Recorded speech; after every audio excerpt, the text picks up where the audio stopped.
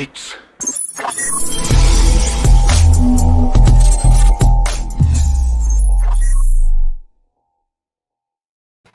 Hey guys, welcome to another Saturday morning pop culture minefield. Saturday morning fun time. Let's get the normal sizes here. Here we go. That's normalized. I want to welcome everybody in the chat. Goodness gracious, you guys have already been talking. And I'm sorry for the delays, but Keith was having trouble getting on his computer. So here we are. I want to welcome our panelists, buddies. It says Stephen, but that's better known as Deleted Scenes. And of course, our good buddy, the anime guy, Brandon. Yes. Brandon does a show, was doing a show at the same time, and he decided to go ahead and bump it. Now, are you going to bump it before or after the show? Before. So Before. yeah, I'll be on 1 That'd hour be great. before and So it lead leads right into into us, and then you can come on here and talk about what your show was. Yeah. But before we get to it, I want to go ahead and welcome everybody in chat. We've got Punk Waddle here. What's up, Punk Waddle? We got the lovely Sherry, who is really a very lovely person. Surprisingly, usually I thought her names like that are ironic, but not with the lovely Sherry. She's quite wonderful. But she really does have a filthy sense of humor in the private chat. I see her post. She's right up there with Parrot Head. I'm not fucking shitting you. Look at her post and some of the private chats we're in. Good God, woman. Pacific 414 is here. Brett Cohen from Down Under. Good day, Brett. Darius Munchausen, who's a good friend to this channel. And let's see, Pat is here, who is our producer and an amazing person in the chat. And Brandon, you became a new member. Oh, man, you didn't have to do that, but thank you. You're welcome. Thank you. Let's see, who else is here? Oh, and Stream Elements is here. Hi, Stream Elements. Look at that. Thank you, Stream Elements. The bot is running. And our very good friend, Keith, and my personal friend, Jacob, the critic, is here. Does a crap connoisseur pay well? No, I'm going to tell you something. It does not. Because everybody has become a crap connoisseur.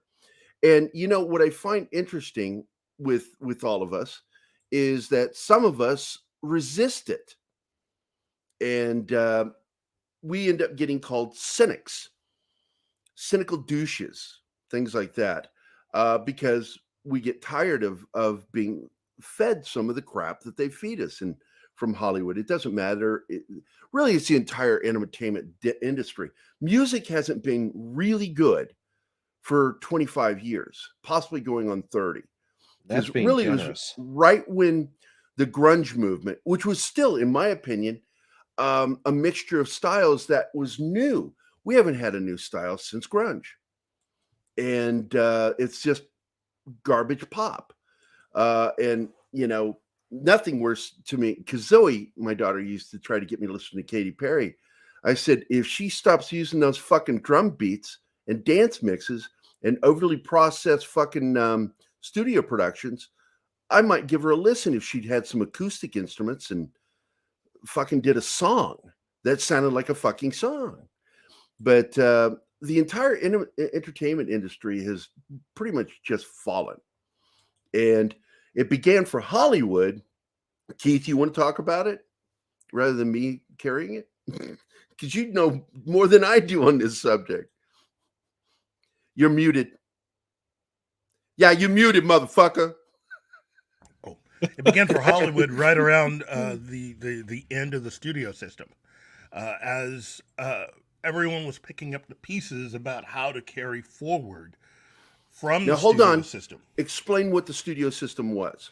Studio system was a system of basically top-down studio production, where you had a definitive head, usually the head of the studio, who would not only just run it by way of business, but who also ran it creatively.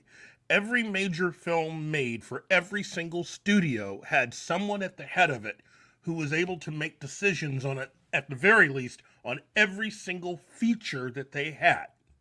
Doesn't matter how much it cost. And for the big movies, every studio at least had 2 or 3 major films that they focused all of their time, effort, and energy on to make it as good as it could be. Yep. But this was also a time when the people truly in charge of every single film weren't the directors. It was the studio heads. Directors were like interchangeable. You could take a director out of a movie and find another director to insert into that. And that happened all the time. Mm-hmm. And the producers were really the mouthpieces for the studio executives and studio heads. Just so to give you an example of this, Lucasfilm became an example of how the old studio system used to work. Everything was in-house. Their sound system, their special effects, their writers, the directors. Even down to costuming. Everything was under the control of George Lucas and Lucasfilm. And Lucasfilm is a good example of how the old studio system worked. Irony. So when you went to like Columbia Pictures, they didn't hire an independent special effects company to come in and work on it. They had their own in studio effects people, and everybody had their. When you went down, if you still go down the tour for some of the major studios that give the tours, you'll see these old offices and stuff that look like apartments, and that was where people worked for all these different departments. Yeah, Keith, go ahead, man. You had different departments related to Pat. things like costuming, where if you've not watched the documentary on how they were able to make Gone with the Wind, you had everyone from the head of the studio on down that had opinions on every single piece of costume for every scene, for every character that appeared in that film. Not just David O. Selznick. And that was, again, that was something that all the studios did. And depending on how much how a film was seen and how much it cost, that gave you a good indication of how involved the studio was with that particular feature. Okay, so that's the reason why those older films are so well made, because everybody participated in making sure that that film was as good as it can be. Because the way that it exists now, it's really about what you bring to the table, your skill sets, and that's fine. There's nothing wrong with that.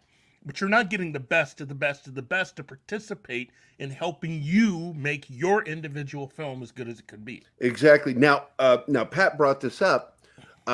Actors in particular were contract players, and a studio owned that actor, and they would have to get permission from a studio head to appear in somebody else or some other studio's film, which happened like in Casablanca in particular. There were a lot of permissions given for certain actors to appear in that film with Bogart.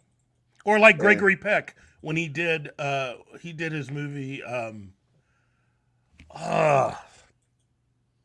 You brought him up, motherfucker. Horatio Hornblower.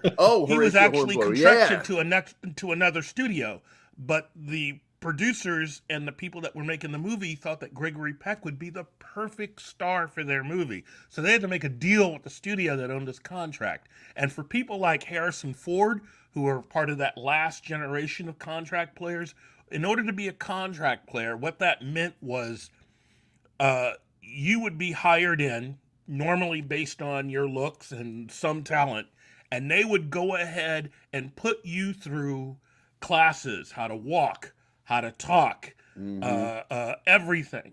They would literally groom you, kind of like the stories that you heard about Motown and how Berry Gordy was able to groom all of the acts that came to Motown to give them a sense of style and get that Motown sound. And that's the right. Studios had the same thing.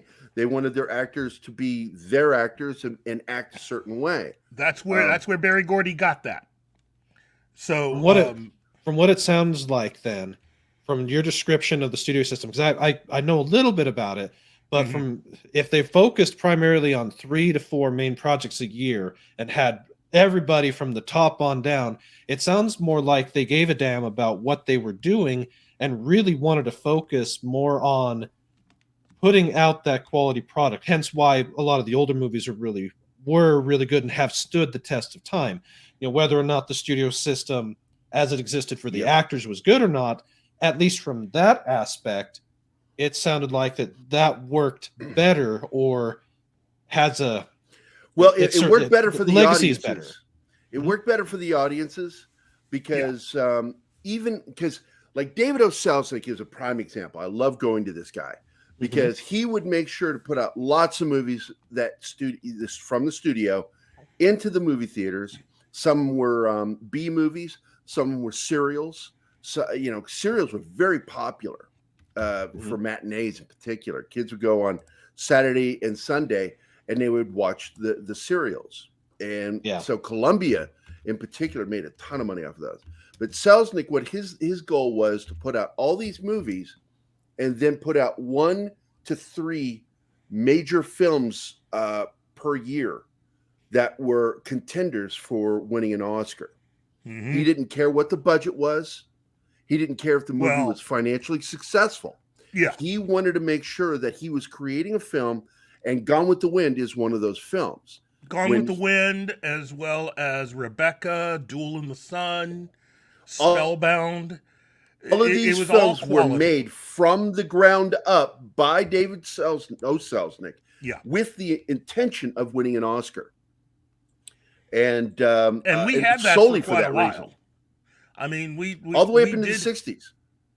Well, and then somewhat in the 80s and 90s, there were a pair of producers who became known for producing the kinds of movies that became kind of like Oscar bait.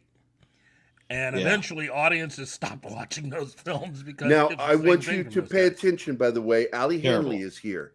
Allie Hanley, I'm having trouble saying her name. We're friends. She's a journalist in the entertainment industry. Very knowledgeable. And it's true, the director had most of the control on the production once they were hired. Yes. But I will say that what Keith was saying is also true in that the major producer could fire a director pretty quickly. We saw that with the original Thing from Another World, where Winchester Films had, what's his name? Nighy was the original director, but he actually got fired. And I just forgot his name, the guy in Winchester, great director. Anyway, he did His Girl Friday, great director. Allie sounds like the kind of person we should have on this show for this. Well, Allie's a friend of mine. I've known Allie for a while. We're both members of that top secret group that we aren't allowed to talk about. You mean people who actually like certain things on their pizza? Like comic books and movies and stuff. And now, as I recall, I think Allie also works for Matt McGloin. I think that's who she works for. And I know Matt. Matt and I have talked a lot. We've argued. But I consider her one of the best journalists working in the nerd entertainment industry. And she knows her stuff. And yeah, Allie, love to have you on here sometime. Just pick your brain. I don't mean that literally. I mean it figuratively. Well, I would hope not. You could end up lobotomizing somebody if you actually picked their brain. Well, the problem is, Allie, and you know this as well as I do, that you have the single most non-creative executives, and it's been like this for decades. These people have no clue of how to be creative, but they want to be right in there in the creative process. And that's where everything gets ruined, Brian, ruined. Snyder and Warner Brothers. Warner Brothers. Ultra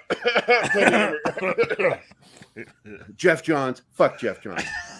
Fuck that cocksucker. I fucking hate that guy. I have since we started doing this show. I think the first time I said it was the first year we were doing it. Yeah, I really don't fucking like that guy. I don't like his writing. Well, he did okay on the New 52. Fuck the New 52. Garbage comic writing. I really just fucking hate the New 52. Don't hold back. Tell me what you really think. When I first met Keith, and I was sitting there, and I can't remember who brought it over, but you were there when it happened. They brought over one of the New 52 comics. And I flipped through it, and I'm like, this is shit. This is terrible writing. And I'm going to put money that was Jeff Johns. And everybody goes, well, he did a really good job in the comics. Fuck Jeff Johns. The fucking idiot. Anyway. And that's how I really feel, Brendan, Steven. That's really how I feel. God, I'm a dick. I'm not sure you were really clear. So you mumble a bit. Before we get back into this stuff, and Ali, again, we'd love to have you on our show, man. You'd be great, well, especially when we start going into stuff like this. But Brandon, what was your show about this morning? Well, let's see. I had share the link in chat, our private chat. Let me just a second here. Or you can actually post it if you want to, because you are a. I'm going to check. And I need to make Ali. I need to make Ali. What do you call it? That thing that I do, mod.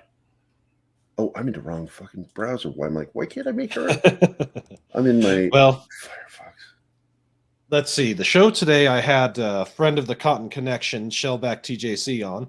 We talked a little bit about My Hero Academia, which is it probably is my favorite.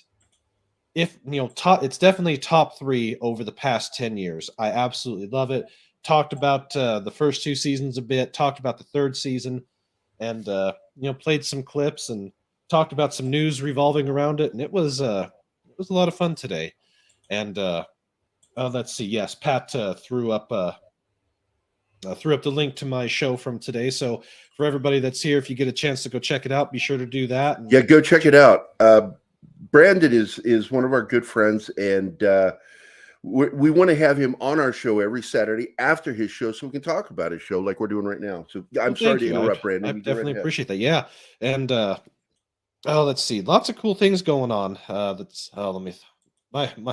I'm still waking up. It's a little early for me to get going. Let me think here. All right, here we go. Rising of the Shield Hero is another show that I've been talking about this week with the Writing Raven and Master of the TDS. And that one actually surpassed 11 million in book sales for the manga and the light novel series. And the 2nd season of it comes out, and it's another extremely great anime from the past 5 years. 26 episodes long for the 1st season. And anytime that you get the lamestream media or the quote unquote mainstream media pissed at you and writing articles about how you're an istophobic, I love lamestream. I love that. The lamestream media. They actually did a hit piece on that show when it first came out, basically saying it's for incels and all that other stuff. So, yeah, I love it that you shouldn't judge other people, and then the first thing they do. And then the first thing out of their mouths is judgy. They love to narrow people down to a single thing. Incels is such a derogatory thing. I love cisgender is not designed to be a real gender. It's designed to be a dig at heterosexuals, and I think it's the dumbest fucking thing I've ever heard. Yeah. But anyway, I want to show the beginning of your show because I love your intro. Go right ahead. Releasing control art restriction systems 3, 2, 1. Approval of Situation A recognized, commencing the Cromwell invocation. Ability restrictions lifted for limited use until the enemy has been rendered silent.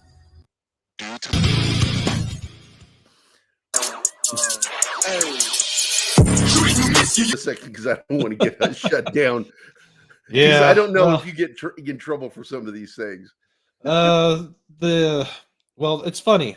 The first part, the first one, the due to the graphic nature, that's from Fear Factory. That's off of their 2nd album from the 90s. But every once in a while, when I upload something, this song will sometimes cause the copyright claim for the back end stuff, and sometimes it won't. It's a mix. It's really, really weird that way. That is strange. I'm going to go ahead and finish it now.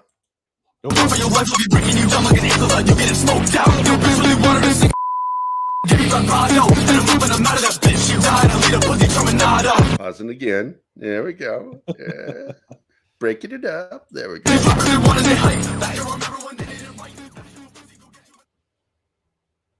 Because a lot of people don't know that you had a channel before. You were Golga 13, and YouTube targeted you and shut you the fuck down. I mean, deleted you completely. Yep, they did.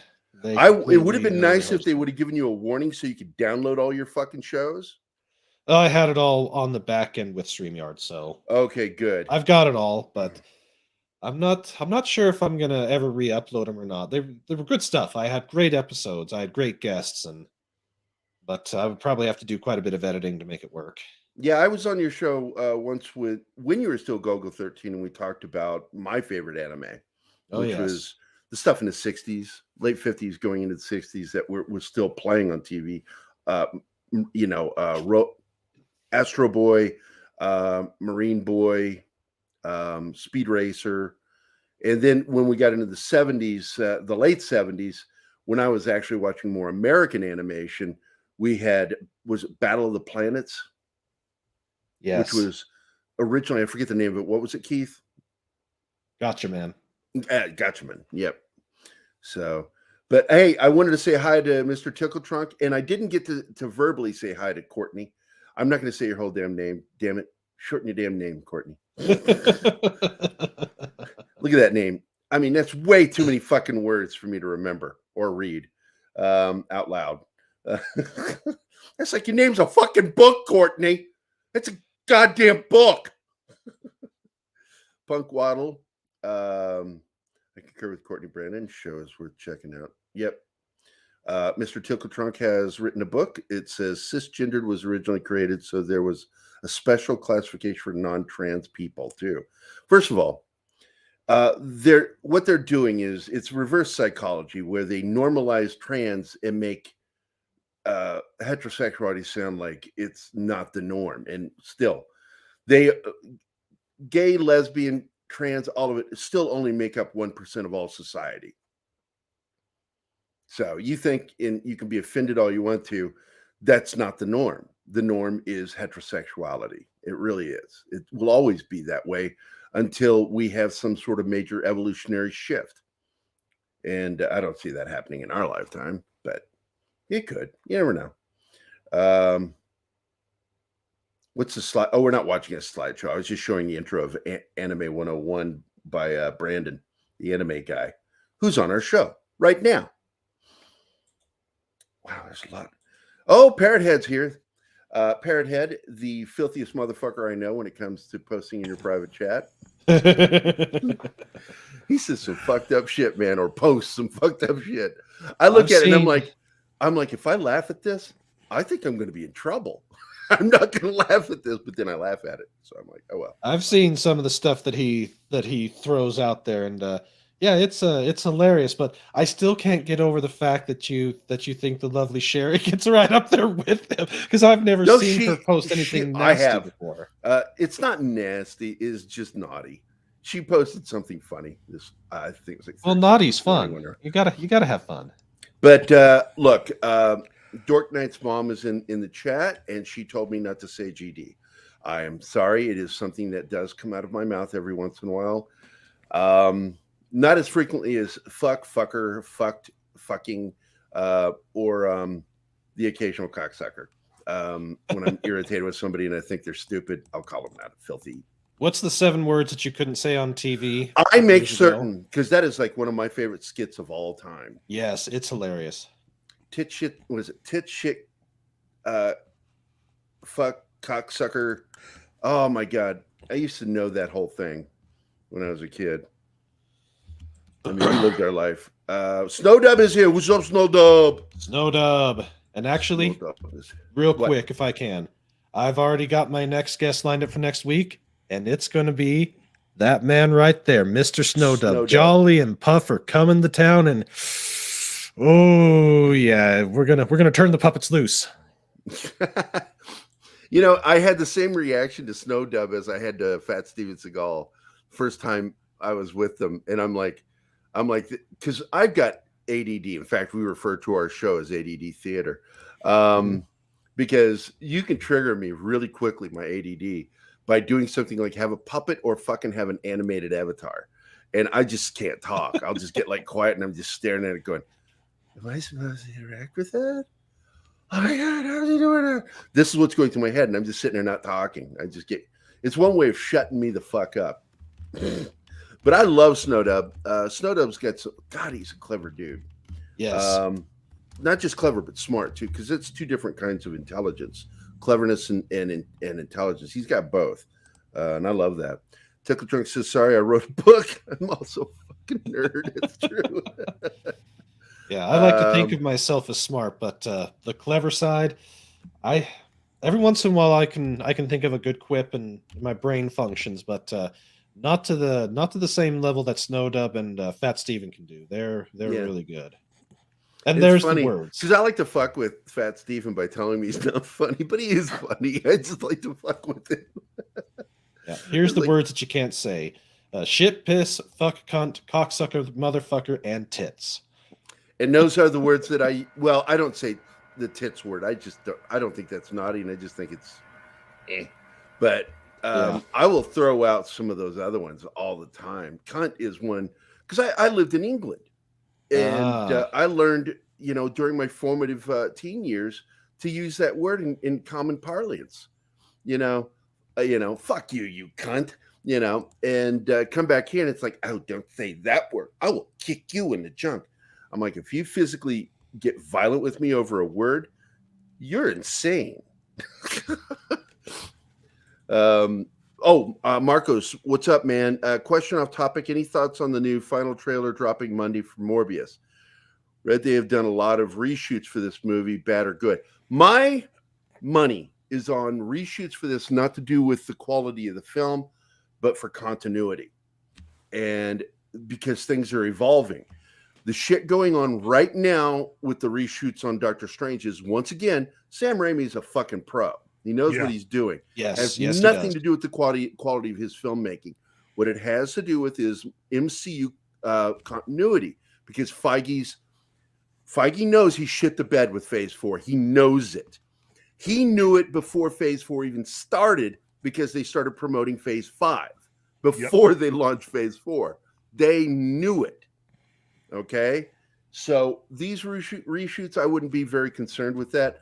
Now, look, when you hear reshoots with a DC film or some other movie, then that's problematic. It's problematic. But when you start hearing it now, between last year and probably the next 2 years through the MCU, when you hear reshoots, it's usually not over continuity. I mean, over bad story or direction. Has to do with continuity, because things are evolving so quickly at MCU. So, yeah, I wouldn't worry too much about that, Marcos, on that one. I'm guaranteeing you that this film is going to be, if not a great film, it's going to be a very good film. Because I believe Sam's going to we all know reshoots are a bad thing for Star Wars. Yeah. There's no fear of continuity with the fucking up Solo, Lucasfilm. that's for sure. It's not just Solo. They've had not problems just that, with every single. You know what? We need to Star Wars send film. a bag of those gummy dicks. To every member of the Star Wars writer group, and tell them, hey, I'll go. Please don't choke on these, whatever you do. Pablo. I'm gonna send Pablo him a double Hidalgo. Have we heard a confirmation yet? Was he shit canned? No, nothing official. But Man. Going back to the reshoots, I do have a hope for Doctor Strange. However, this is still Disney. This is still Kevin Feige. Never underestimate their ability to completely and utterly fuck something up. Yeah, I mean, it's like I keep making fun of the fact that people are like, well, he's staying true to the comics in a lot of ways. I'm like, yeah, but he's staying true to the comics that didn't sell. Yeah, exactly. That fans, in fact, rejected. Wilson. Hey, your Muslim if you've not uncle, heard my explanation, hold that's on, the reason guys. why I don't like that character. Your Muslim uncle is here in our chat. Man, I love my chat. Our chat is so amazing. We have Right? some of the coolest motherfuckers in YouTubedom. And your Muslim uncle is one of my favorites. I like running into these guys when I'm in other chats, because I watch all the other shows, and I like to bump into them. I go, hey! And the whole, I don't know where it got started, the hail somebody. I think it was with Doomcock, wasn't it? Mm-hmm. Probably. Doomcock. And but I love running into all you guys when we're in the chats. Well, it's usually me. Keith comes in. If Keith comes in, he's not under our moniker. He's under Keith Movie. What is it? Movie Movie Geek? geek. Movie geek, yeah. Yeah. So you'll know if it's pop culture minefield, it's always me, because I'm the only one that comes in on that account. Let's see. Yes, concur. And we've got a porn bot. Hey, porn bot. I don't know how to. That's what I got to do. I unselected and then block user. There we go. There we go. Oh, someone else already did it. So, Snowdub. PJO. Oh yes. PJO. It reminds me of Bijo Trimble, who is this one person who is almost singularly responsible for us getting more Star Trek. Back in the She and her 70s. husband were instrumental. And there are people in my intimate circle, because I've known Bijo for a long time. She bought one of my Star Trek paintings back in the 90s, and we became very chummy back then. I love that. She's a great lady. example of the ultimate fan. Yeah. And if it's because of fans like her and because of her that we ended up with Star Trek the Motion Picture. Or that they were even considering doing Star Trek Phase 2. Well, they said thank you by allowing her and her husband to be in the movie. They are in the movie. They're in the big conference room scene in the motion. There's a lot of people in that. David Gerald's scene. Yeah, there is. David Gerald is on the near the front left. Mhm. She's not far away from her. I think one person away. Yeah. Just they did. I love that they did that. James Doohan's son. And also another person that's in the movie that, if you're not paying attention, is Ensign Rand is in there. She's in the transporter scene. Yeah. With the train. In fact, she's the one in command of the transporter when it goes nuts and kills the Vulcan. She did 2 Star Trek. Actually, she did 3 Star Trek. She did that one. She was in the one where they steal the ship. And no, she was also in Wrath of Khan. Was she in Wrath of Khan? I think she was in Wrath of Khan. No, Search she wasn't for in. Spock. I'm sorry. She wasn't in Wrath of Khan. She was in Star Trek 3, and she was in Star Trek. Search for Spock. She was in The Voyage Home, and she was. Wasn't she in the 6th one? But in one of them, she was on Sulu's flight deck. Yep. As was a friend of mine, Jeremy. That's awesome. I absolutely love Star Trek, and I love the movies. And I'm, as much as Jeremy. You okay? And say someone's cutting out here really, really bad. Oh, it's probably me. Oh. I had a little issue there because I had all the little twirls. All you guys were twirling. Yeah. I could still hear you. I just couldn't see you. Oh, you gotta love it when the internet decides to go poof. Oh yeah, yeah. Here we go. Oh yeah, puppet takeover. Snowdub. Got connection. Woohoo! I'm gonna say this, and I don't care who knows it. I absolutely adore Star Trek: The Motion Picture. As much as I love the rest of them, including Star Trek V, as problematic as it is, the motion picture is quintessential high-class science fiction. Well, and also for those who consider them connoisseurs of the fucking series, it is a basic remake of The Changeling. Mm-hmm. Yeah. With Nomad. Nomad has the classic Hollywood ending where they just cause him to get into a logic loop and eject him off the ship and he blows up. Whereas V'ger is a more complicated character. And also, according to Gene Roddenberry and his crew, that could also have been where he went, was the homeworld of the Borg. That's what I was. That's one thing I had heard. It's a huge fan theory, but I think it's one that was confirmed. Keith, correct me if I'm wrong, by Gene Roddenberry's group. I think so, but I'm not sure on that one. But I mean, I like it if it is. It would make partial sense. The only part that it wouldn't, that throws me off with the Borg, the way that they're set up, the way that they were introduced, they are a conquering race. Giving V'ger, or the Voyager 6 probe, the consciousness, you would think they would also instill within it the go No, no, and no, no, no, go no, and no, no, no, no, assimilate. no. They didn't give it consciousness. It was able to attain consciousness due to all the information that it gathered. Okay. And It the was an changes they made.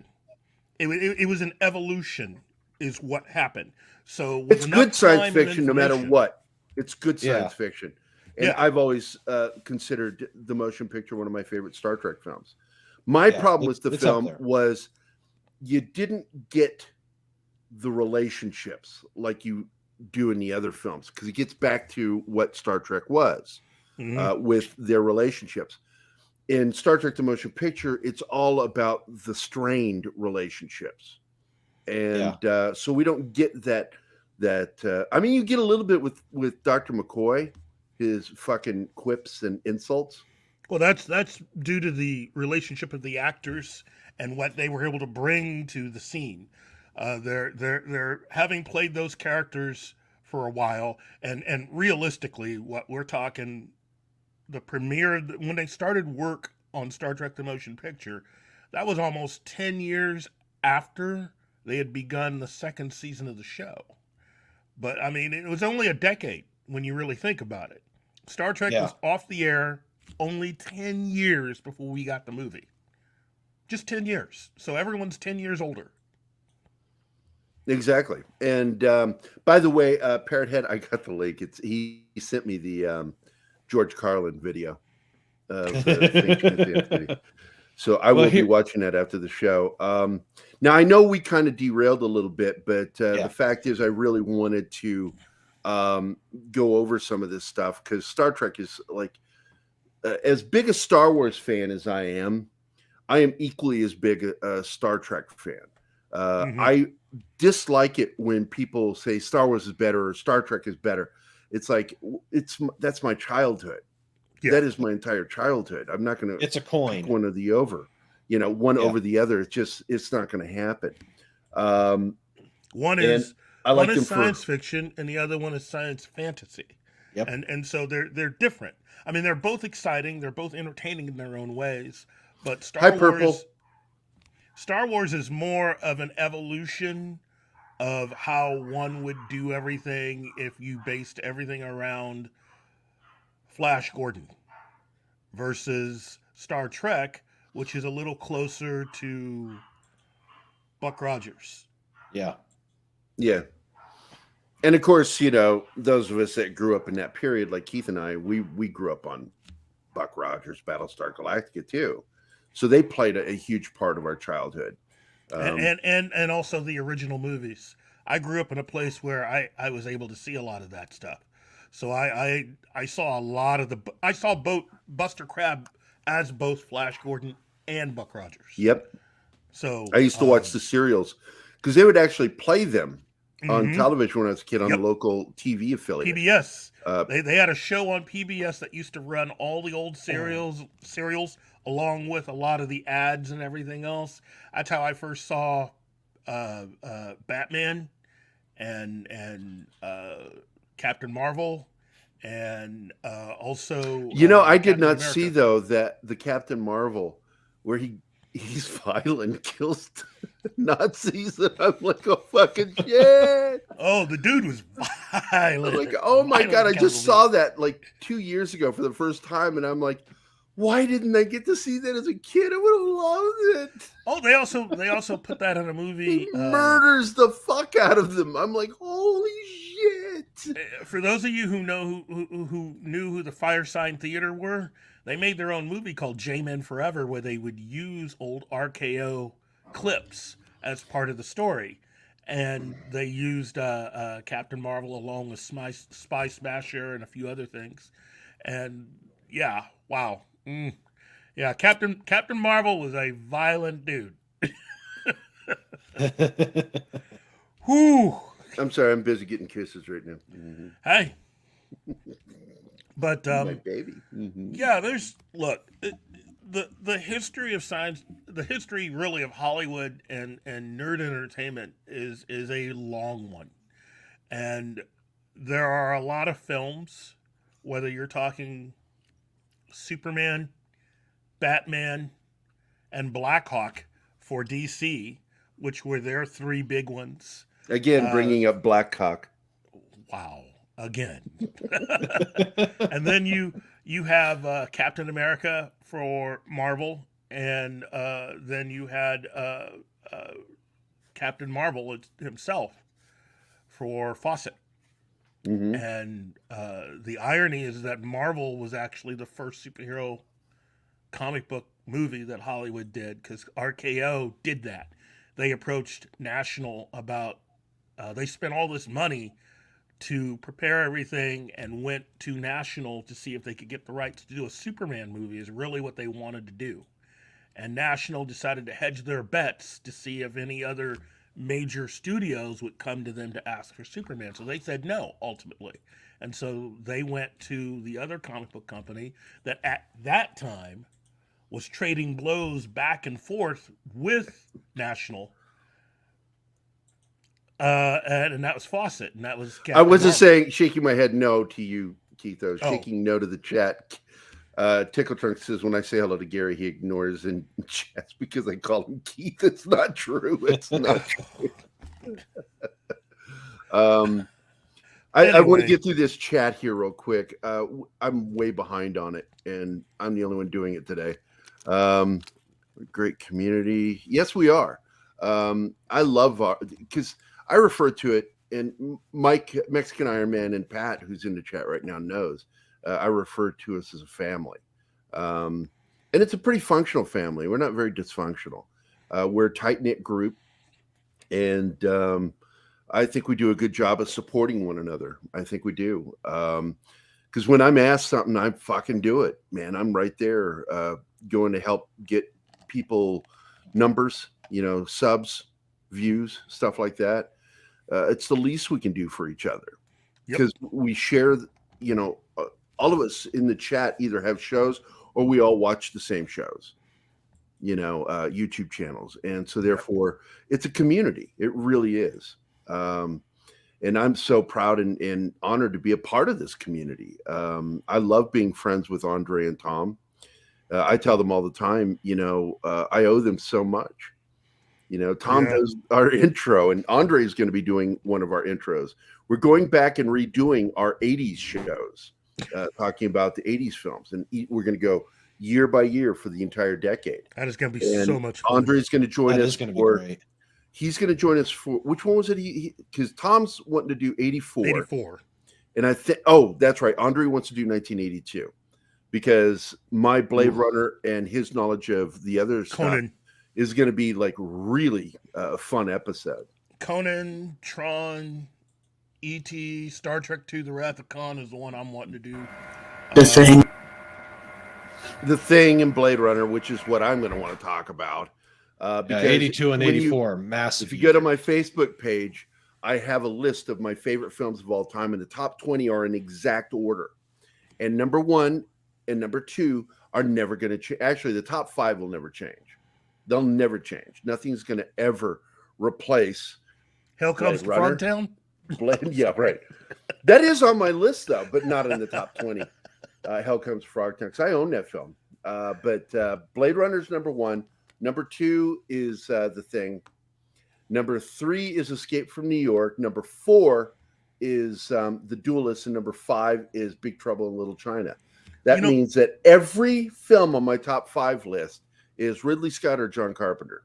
I don't think we ever really got a chance to talk about this week, at least not you and I, about how John Carpenter thinks that he wants to do another story. Well, he's wanting to do the final sequel to The Thing. And I think that Kurt Russell's son should play MacReady. I was say I was Wyatt, seeing somewhere that Wyatt Russell. Who did Escape from New York and Escape from LA? That's Carpenter. John Carpenter too. Also. And I saw he was recently, also talking about doing a sequel to Escape from New York. Escape and from Wyatt the Russell Earth again. with Wyatt Russell. Yeah, he would be perfect. He would be perfect to play anything Kurt played. And in fact, he was Kurt Russell in the movie Soldier when he was a kid. That's Wyatt Russell. Mm-hmm. And I love your fan, Steven. Yeah, I know. It's a pain in the ass. Let's see. Marco says, what's the control with Sony and MCU with Morbius? because they have Keaton in the movie and maybe one of the Spider-Men in it. Look, again, when you see reshoots happening with Morbius, again, this is a continuity thing that's going on, because that film's been in the can for a while, but shit's changed in the MCU, so they've got to make it work. And Sony knows that its bread and butter is the connection they have with the MCU right now. Because if they go at it on their own, they're not going to make as much money as they will doing it with the MCU. They'll make a lot more money. Anything tied within that whole Spider-Man, the Spider-Verse, which Morbius, that's where he's from, is from the Spider-Verse. So yeah, they don't want to screw up that money train, and I think Morbius will be okay. I think it'll be good. I think it'll be fun. I don't like him as an actor. I think Jared Leto. It's not even the acting. It's not the acting that's my problem. I think he's a scummy person. You know, I've read all the reports and the allegations, and I think, again, I'm not going to say all of it's true, but I do know that where there's smoke, there's fire. He has a problem with young women, and he has an underage lust for girls. You know, he likes young women. When he was in his band, I forget the name of his band. I remember seeing him on Lopez. 30 Seconds to Mars. Yeah, 30 Seconds to Mars. Yeah. And I watched him on Lopez's show. He's 51 now. So he's younger. He's slightly younger than you and I. And he doesn't look like it, but he's 51. Well, he's like Tom Cruise. He ages nicely. I mean, shit. I'm going to say I age nicely too, because I get called like late 30s, early 40s. And I'm like, dude, I'm 20 years past that. But anyway, Pacific 414, yes, Undiscovered Country is actually a really great film. And the trailer, Keith shared the trailer the other day. Now, did you see what I said on your post, Keith? That nobody notices who the narrator of that trailer is. Yeah, and also his relationship to William Shatner. His relationship to William Shatner and his love for Star Trek. And who was I talking about? That was actor Peter. Not Peter. I forget his name. And I said it the other day. Yeah. Actor. I'm the only one that remembers to use Google. That's because I can remember this. I can do this. I can do this. Okay. Actor. It's Christopher Plummer. Damn it. Yes. Fuck you, Google. Yeah. No. Christopher Plummer. Come now, Christopher Plummer. If you go back and watch that trailer, that's him narrating the trailer. And he has a long-term relationship with Shatner, but he also loves Star Trek. Yep. Shatner was his understudy back before Shatner became a big actor. Name. That's right. They did the stage, and Shatner was his understudy. And so that's kind of ironic that they ended up making that movie together. Oh yeah, a lot of people that Shatner liked ended up doing stuff with him. So yeah, Christopher Plummer is most excellent as General Chang. Yes. Come now, Captain. All warriors are cold warriors. What a great line. Yes. And and there's an underappreciation for Nimoy's writing. That because he was really a power behind that script in particular, and he's one of came up with the idea of using the Soviet Union as a great example, because the Klingons were based on the Soviets. Yep. To begin with, they were, and or I should say, really, they're more Russian than they are Soviet Union. But the fact is, they represented the Soviet Union for Starfleet. And so for them to have a Chernobyl incident on Praxis, God damn, I'm pulling that shit right out of the drawer. You see that? Yep. Praxis. It's good stuff. Praxis. And so people don't know, if you look up my name in Star Trek, you will see that I'm associated with 2 Star Trek paintings. Very well known, sold out. I don't know if you can find them. There was a while where you could find them on eBay, but I don't think people are giving them up anymore, the art prints. Which is, I did the Battle of Narendra 3. I'm the only artist commissioned to do battles from Star Trek. The Battle of Narendra 3 and the Battle of Wolf 359. Awesome. And I did that. I was still in the Army when I did those paintings. And it's also what led to one of the funny, fucked up stories when I went to my first Star Trek convention. And I met the Klingon security guys, and I fucking hated those guys. I'm like, stop talking to me. They would come around me. I'm like, keep moving. Keep moving. I don't want you talking Klingon around my fucking table, you annoying pricks. But there was this big fat guy, and I'm a fat guy, so I can say that, there was this big fat guy, and he was wearing a onesie Star Trek uniform, and it was too small for him. Where it stretched around his midsection, you could see his underwear. When he got close enough at one point, I could see there were adult-size underoos. They had little animals on them. And I'm like, what the fuck? And this guy didn't walk anywhere or run. He galloped. He did that skip gallop everywhere he went. And I'm just like, this is the weirdest dude I've ever seen. He had big, thick glasses. Your typical fucking dork, right? And because I wasn't a dork. I was a nerd. You could call me a geek, but I was more of a nerd. Whereas this guy was a dork. And at one point, he stops mid-stride and looks right at my area. And I'm like, is he looking at me? And the guy next to me is just like, he was like a 5'8" Jawa. He was an actor that played a Jawa. And I kept going, you're too tall. And he goes, no, I was tinier in 77. Like, okay, you're too tall for a Jawa. Anyway, so he's like looking over and he goes, I think he's looking at you. And I'm like, yeah, I know. And I suddenly, when he starts galloping towards me, I had this feeling of this must be what it feels like when a silverback gorilla starts coming at you full stride. Oh. And he's coming at me, and I felt myself pressing myself back into my chair going, oh my God, and then he stops, and he's not looking at me. He's looking above me at one of my paintings. He says, did you paint that? And I went, oh, yes, it's the Battle at Narendra 3. Yeah, I painted that. He says, I bought that from a magazine. I have it at home. If I bring it in, will you sign it? I went, yeah. And so he left, and he disappeared for like 20, 30 minutes. And then when he came back, again, galloped towards me, but I was more prepared this time, didn't freak. And he sits it down on top of the table. So I started signing it. And as I'm signing it, he's like saying, I love how you did the primary hull and the secondary hull. You got them exactly right. You have the exact right number of windows and the right placement of those windows. And I said, well, I read Michael Okuda's tech manual. And of course, I've got the collection of B. Joe Trimble's writings. And of course, he was just tickled pink. You read Michael Okuda's? I'm like, yeah, of course I did. Michael and Denise Okuda's book. Hell yeah, I own the book.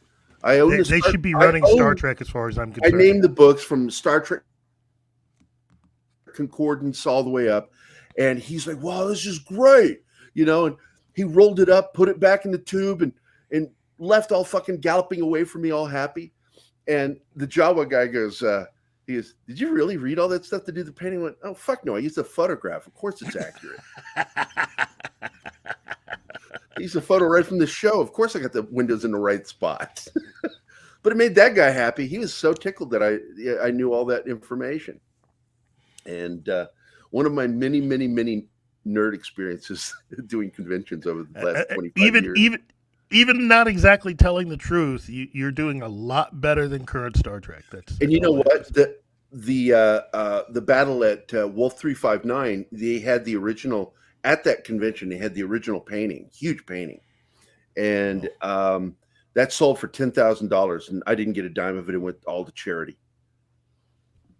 Wow! And I was like really happy. I said, "This is the most I ever painted soul for."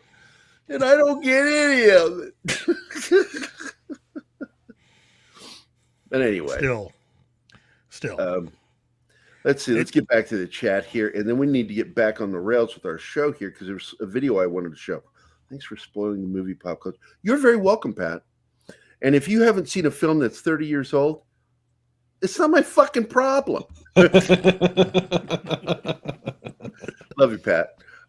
Slap that like button. Yes, Brandon. That's right. That's right. Subscribe. Click that bell icon. There's nothing wrong with liking both. No, and that's from my comment earlier. Allie loved Ziggy. Yes. Yeah, and she's referring, I think, to Ziggy Stardust, not the comic strip. My dog, I'm sorry. I apologize. She gets excited when the other dogs start barking. Taylor, seriously, I'm doing a show here. The fuck's wrong with you? And she gives a shit. Yeah. And Flaccid Phoenix is in the chat. I forgot to mention he's in here. I like Flaccid because he shits on me. I like my favorite people shit on me. Phrasing. Yeah, it's not German Scheisse film type shitting on me. It's not literal, it's figurative. Salty Texas is here. What is up? Of course, lovely Sherry is still here. And let's see. Zax is here, not helping me run the show. That's why we're so far behind in the chat. Keith, take over for a second. I'm going to go kill a dog. I mean, let her out. Okay. Let's see. We have. Oh, you know what? We got Clobbering Times here. Yeah, Clobby's Welcome, here. Clobbering Times. Got to bring out the Clawbony for some of the crappy Star Trek episodes. Run them over and, like Wesley, toss them out the airlock. You know what? I would almost be willing to sacrifice my brain for us to do an entire show just breaking down the pilot episode to Discovery. I'd almost be willing to do that. Almost. Well, I've unfortunately seen it, so I could do it. I could do it. I've already seen it. Yeah, it's just, I could almost we sacrifice what little I have left. So yeah, sacrifice the brain cells to the. Well, there's a reason why it's called STD, because that's what it does to your brain. Yeah. Yeah, so some STDs eat your brain, so it's true. It's very true. I'm going to show this video real quick. I need to open it here. It is. I want to show the full one. Yeah, here it is. Here we go. This narrative's coming from where I think we talk about a lot of DC properties that's not Zack Snyder. Like Black Adam is a big property we talk about. Well, they're excited about that. They're excited for the about past that. year. Now, just so you know, this is our friend Sil Abdul with Scoopmaster General Mikey Sutton, and they're talking about James Gunn, Peacemaker, and how James Gunn has been relegated to television. He won't be working on films again, not under Zaslav. I think people got to realize, because this is what I realized. Mike, I do want you to finish your comment, but just real quick. 2016, I realized after I watched BVS that everyone's not going to like what I like. I don't know if people realize that. You have other opinions, right? So calm down if no one agrees with you. But go ahead, Mikey. Go ahead. Well, they just feel that Peacemaker is really a parody, and the problem is not presenting itself as a parody. It's presenting itself as a DC product.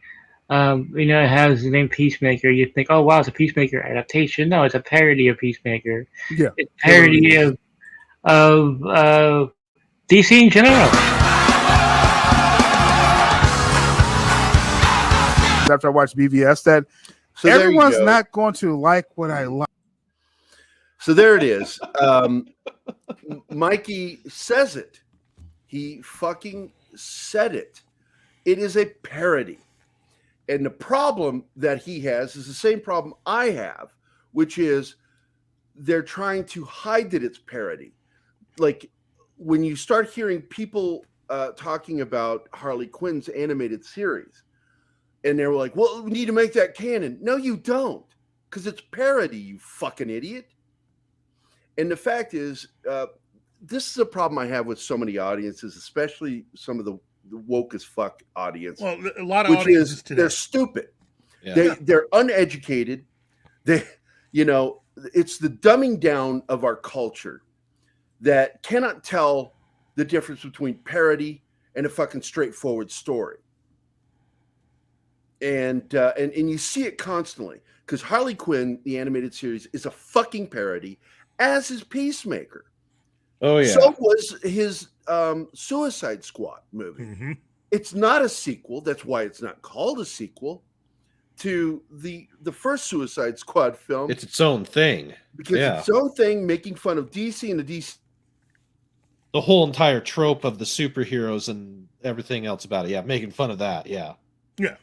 But you know what? As I was on one of our shows earlier in the week, and I said, the thing about what James Gunn, though, is doing is that DC, as a source of IP, has so much IP, so many characters, that James Gunn could continue to mine DC IP for unique and original characters to use just on his Peacemaker series that would not even come close to interfering or contradicting anything you want to do. Here's a question for you, Keith, that goes right along this. Yeah.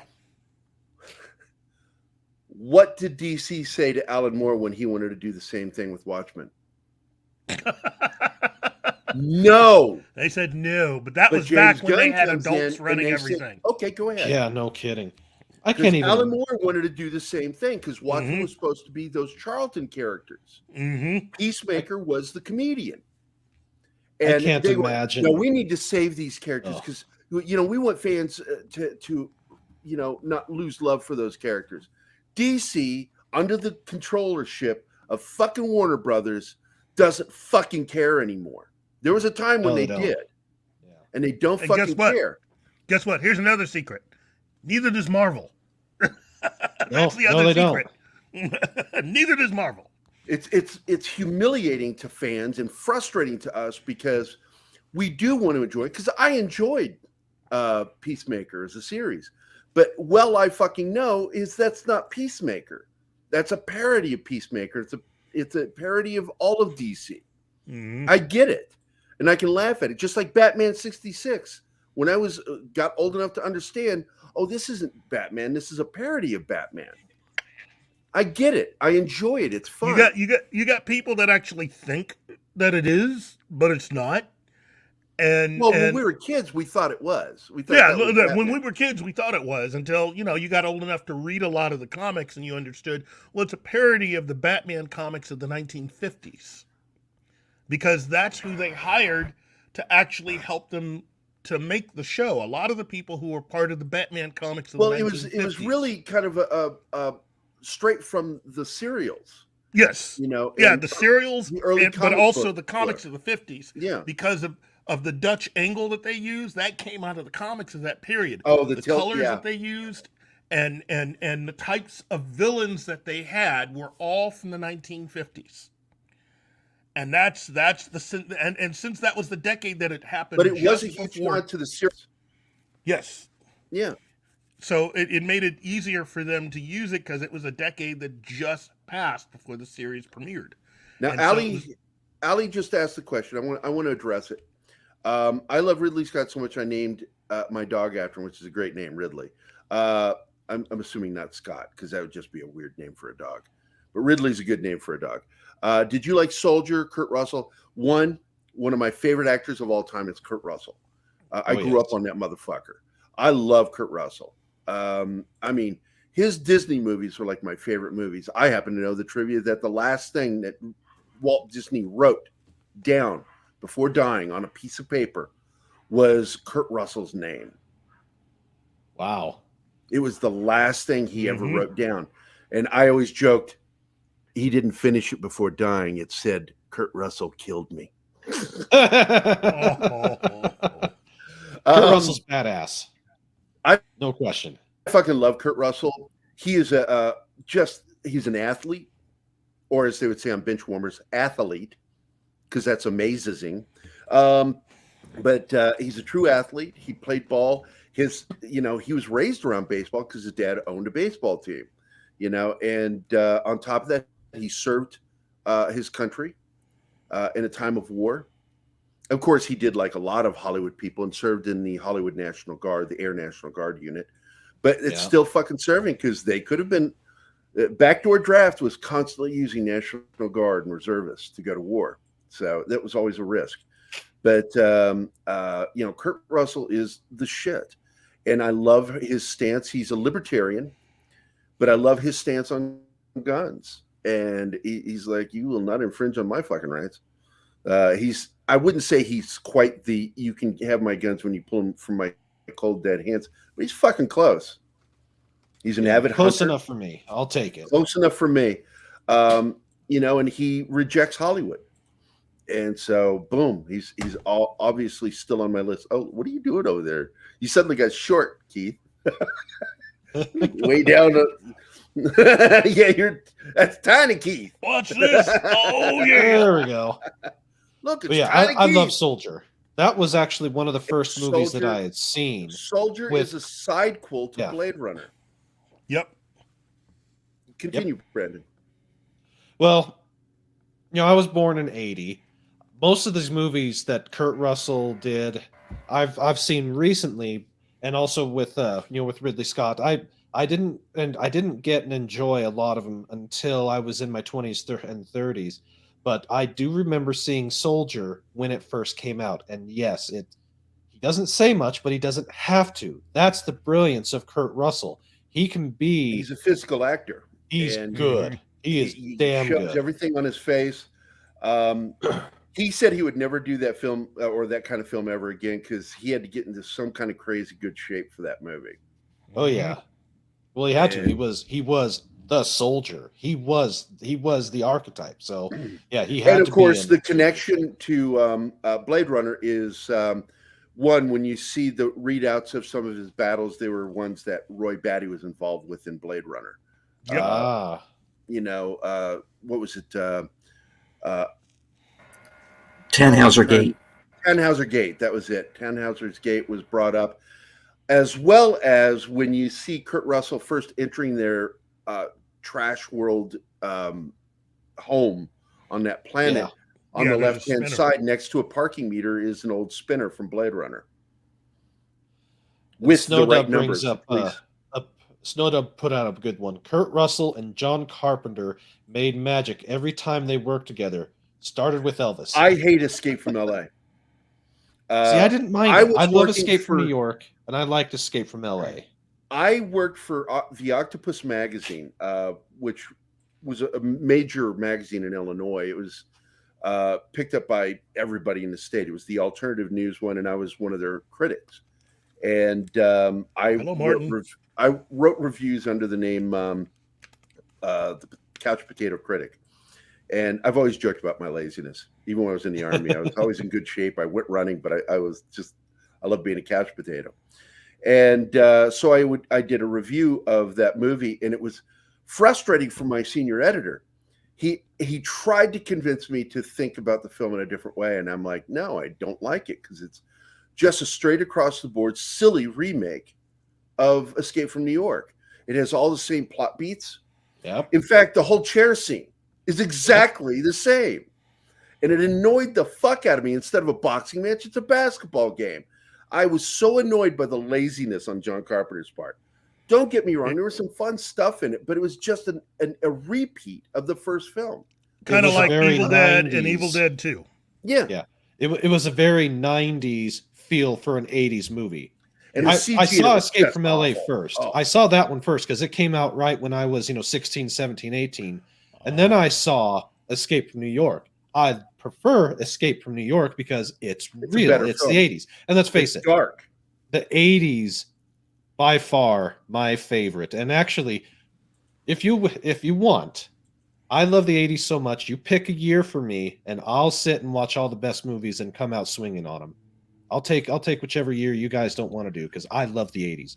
Well, you can join us, Brandon. I'd love to have you on. We can talk about it after the show, and we can pick a year. Yes. But I got to tell you, the 80s, what happened was, and this goes right into what we're talking about on this show, Yep. which is the collapse of the studio system. After the collapse, we had this vacuum that was created. And the 80s filled that vacuum in a way that nobody expected, which is it came out with some of the best science fiction and some of the best fucking horror that we've seen to this day. A lot of that Yep. had to do with the fact that, the upside for getting rid of the studio system is that actors could now be free to make as much as they wanted. They can negotiate their prices, their worth. Directors gained a whole lot more creative freedom than they ever had. Not that they didn't really have creative freedom at all during during their time under the old system, but now you could have directors make movies. You could have them finance their films independently. I mean, it was a whole sensibility. You could have people from other countries. A lot of people were following kind of like the French model of kind of like shooting things in a very documentary style, and all kinds of things that it was kind of slow to see Hollywood get into prior to the end of the studio system. And so you had different types of subject matter. You could have films that seemed like they were literally ripped from the headlines and be able to do things like Dog Day Afternoon. Dog Day Afternoon is a movie that never would have made it through the studio system. You know, Godfather would have, although it would have been slightly different, but Dog Day Afternoon. That was one of those great films that felt like the old studio films, where they put some real heart into it. I am going to be watching, by the way, speaking of that, this movie about the making of The Godfather and how it came about. It looks really good because there's a story behind the book, the writing of the book, and it becoming a film. And I think they got a really good cast. I can't remember his name right now. He was in that ping pong ball action comedy that was done like a Bruce Lee movie where he's got a battle in ping pong. He is playing the part of Francis Ford Coppola. And the kid who played Reed Richards in this last Fantastic Four film is playing the part of Mario Puzo, the author of The Godfather. And it's supposedly and Superman. Because there's a story out of Hollywood that I really like, true story. I'm not kidding. Where Frank Sinatra took umbrage with his portrayal in The Godfather. Not the movie, but the book. Yeah. And he ran into Mario Puzo in a restaurant and started giving him some fucking shit. And Mario Puzo just looked at him. He says, "You're Northern Italian. I'm Southern Italian. Do your best."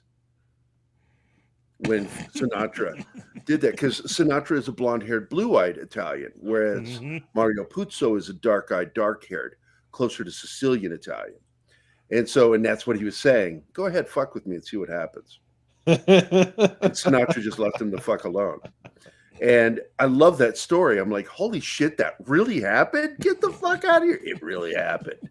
Because you rarely see somebody put Sinatra in their place. I mean, if you don't know the story about the movie The Making of Guys and Dolls and how Sinatra got really fucking pissed when his wife, I just forgot her name, famous actress, the one that was discovered at a soda counter by a movie producer, gorgeous lady. She got on set and both of them were cheating on each other constantly, Sinatra and his wife. But when he saw her making eyes at Marlon Brando, and they were already having problems, him and Brando, because he didn't like method actors, Sinatra. And he got irritated with that, so much so that he hired some goons to kidnap Brando off his motorcycle when he came to a stoplight. And they just walked up on him and put him into a vehicle, threatened to cut his dick off and all sorts of things. Word is that they beat the shit out of him, but never touched his face. They were told, instructed, don't touch his face because he had to be on camera after the weekend. And fucking, they were going to kill him. They told him they were going to kill him. And then they drove him and just dropped him off at the fucking studio after they were done. And he never gave Sinatra another fucking rough time, but he did hire private security to stay with him at all times. And he never, they never worked something like that happened to you? You'd have to after something like that. And the funny part is Sinatra never said a thing. No. Never held it over him, never said a fucking word. But after after they were both dead, finally we get a confirmation from Sinatra's best friend who came forward in his autobiography said, "Oh yeah, Sinatra confided in him that he did that. He planned the whole thing out." And it's Holy like, shit. you don't fuck with Sinatra. So when you hear that story of Puzo saying that to him in the middle of a restaurant, you're Northern Italian, I'm Southern Italian. Do your best. It's like, fuck yeah. That's a true story. And Sinatra, probably one of the few times that somebody shut him up. Well, looking they're at it great. here, Sinatra was married to Nancy Barbado, Ava Gardner, Ava Mia Gardner. Farrow, Ava and, Gardner. and It then was Barbara. Ava Gardner. Yep. And Ava and he were already at the end of their marriage. They were cheating on both of each other. They were both cheating on each other. But to see her do it in front of him is what triggered this incident. And you would think, oh, he would get pissed at her. No, he was already irritated with Brando, so he took it out on Brando. And he really was. They almost came to blows on the set over what he was doing. Because like there's a cheesecake scene where he's eating the cake, and Brando kept blowing his lines, making him eat more and more of the cake until he got sick. And he thought that was funny. And so next thing you know, this shit happens. And Brando doesn't fuck with Sinatra anymore. He's like leaves him the fuck alone. And never spoke of it. And never spoke of it publicly. That's one of my favorite stories because it reminds me of the story that Sean Connery had. Shit his pants too. I forgot to tell you that. Brando shit his pants. Yeah, he did. When they threatened to cut his dick off, they said he shit his pants. Well, that would be one response to having your manhood be threatened. Well, yeah, it reminds me of a story that Sean Connery told that his first trip to L.A. And he told it on the Arsenio Hall show, which was kind of surprising about how he was involved with Arsenio Hall. He was involved with a young lady that just happened to be involved with one of the biggest gangsters out there. Yes, and he was but he's a man. So tell. But the difference was that while Sean could take care of himself, he was told in very polite terms to just back off and then informed to leave, which he did do. They never touched him, but he did leave. He took the train out, but I think not before he was able to give her one last roll in the hay. But I've seen Pushy galore. Yes, I'm fairly sure he did see pussy galore and a ton of it all over the place. You know, the fact that he socked that guy, he punched that guy. This guy was a fucking made man, a mobster, and he fucking socked this guy. That's who Sean Connery is. I fucking love Connery, man. Well, again, he grew up hard. I mean, the dude grew up hard, and having been in the military, been a boxer, been in the military. Jobs was. You know what else? When he was younger, what his job was? He was grave digger. Worked for. Well, he didn't just do that. He worked on the caskets. He was learning the trade of building caskets. And because he had no home, the guy that ran the funeral home let him sleep there, and he slept in a fucking casket. This is the stuff I love about old Hollywood. I love these stories and everything about old Hollywood, as far as this side of it goes, is absolutely fascinating. Connery, by the way, Ali, absolutely, amen. That's right. If you get it wrong, just say, "Oh, it's parody." There you go. Yeah. The other thing about Connery is that he delivered milk. He was a milkman for a while. It was his own milk. He was a model. It was his own milk. He made his own Connery milk. Oh my god. Anyway, the guy was just phenomenal. Why do you say fuck that thing, Gary? What's wrong with you? He discovered acting, I think, when he was in the Navy, and was quite good at it. You know, so I found out that I was quite. And who was his roommate? So I had to when he first started acting. Who was his roommate? Oh, jeez. And became his best friend till death. I thought it was Michael Caine. That's right, Michael Caine. Yeah, Michael Caine and he roomed together, and Michael was a homebody, and Connery was not, and he was always going out, and so Michael became a player because of Connery and their friendship. Yep. And they stayed best friends all the way until Connery's death. Salty, Texas, I want to thank you for the $9.99. And yes, I will always give Kurt Russell his due. That man is absolutely one of my favorite actors. He's played some of my favorite characters. One of my favorite films of his, most people have never seen, The Deadly Tower, where he played Whitman, the shooter in the Texas. Yeah, I remember that. Yeah. Tower. And that movie, man, it really, and to see him play such a character that was a psychopath, that, you know, he thought it was his brain, something was wrong with his brain. But when they did the test, that yes, he had a tumor, but it shouldn't have had an impact on what he did. What it was is he had problems. You know, it could have been PTSD. I don't know. He was a Marine. I don't know if he ever saw combat, but he was a Marine, you know, and he learned to shoot and he did a hell of a job. They even talk about it in the movie Full Metal Jacket. I don't think it's in the book, though, The Short Timers, which is what the movie was based on. I think that was something Kubrick had the screenwriter add about, you know, the two shooters, most famous shooters of the 60s were Lee Harvey Oswald and Whitman, and both of them were former Marines. So he says, we will teach you to shoot. Lee Ermey, fucking great movie. Shoot. Oh, sorry. But Texas, thank you so much. I'm going to play a special video I haven't played in a while, just for you, thanking you. If you think that by threatening me you can get me to be your slave, well, that's where you're right. And I'm only saying this because I care. There are a lot of decaffeinated brands on the market today that are just as tasty as the real thing.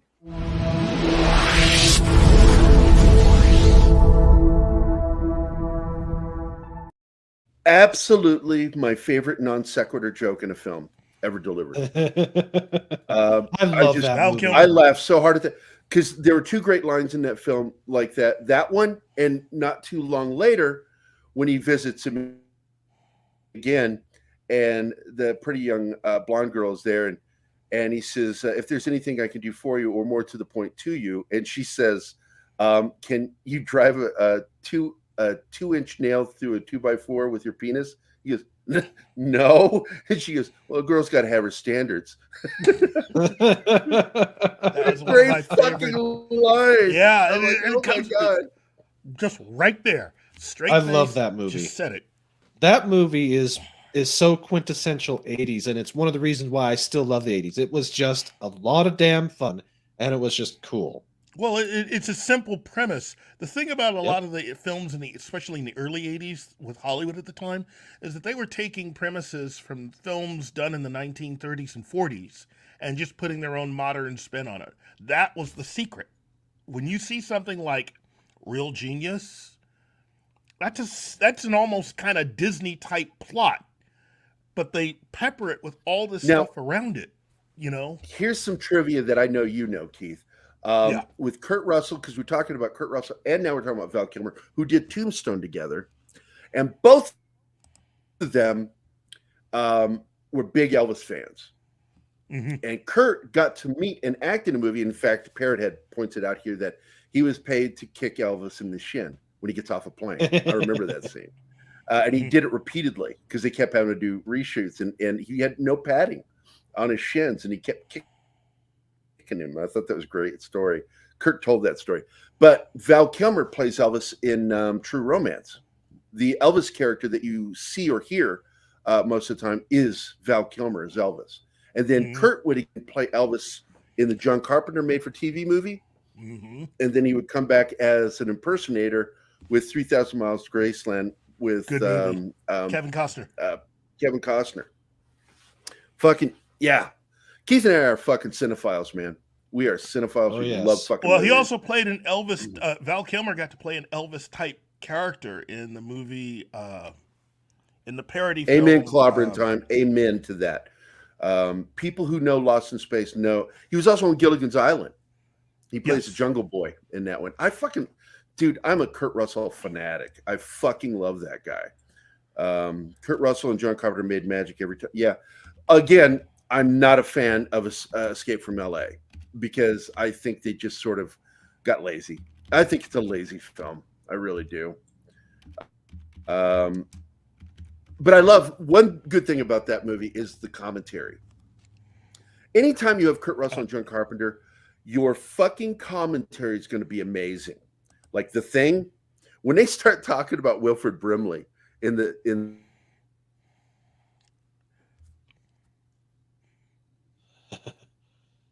Oh yes, diabetes. the commentary, diabetes. But when he starts talking about Wilfred Brimley and the fucking thing on the table, scene where he's touching it and manhandling it and shit, he says he got into that because he was an old cowboy, Wilfred was. And they just start laughing, talking about his behavior on set, how wonderful it was and how funny he was. And I think it's alluded to in that commentary that Wilfred was actually drunk in the shed scene. That's why that would explain that. There's lots of because it's not the first time that actors have done that. Because in Tombstone, Stephen, what is his name? Oh my God, he played McClanton. Stephen Lang. Stephen Lang, thank you. Stephen Lang stayed on the edge of drunk during all his scenes. That's why his eyes look the way they do. Because he wanted that look. He was going for that. He's very method, Stephen Lang. Fucking amazing actor. Absolutely one of my favorite characters in that movie is his performance as Ike Clanton. Val Kilmer in Top Secret. That fucking glassed over red eyes. What was that? Oh, Val Kilmer in Top Secret. That's what I was trying to remember. Playing an Elvis type Top character Secret. in Top Secret. Yeah, he was an Elvis type actor, even though they had him blonde. It was clearly an Elvis type character. But his music was so funny because it's like Beach Boy music. But then he does that one song like Elvis. Are you lonesome tonight? I love that fucking movie. The final scene with they're kissing in the fucking fireplace with a parachute right next to him. I'm like, give me a fucking break. I like it when Chocolate Mousse reaches over.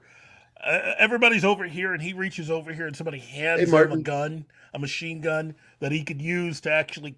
Yeah, that movie just has so much in it.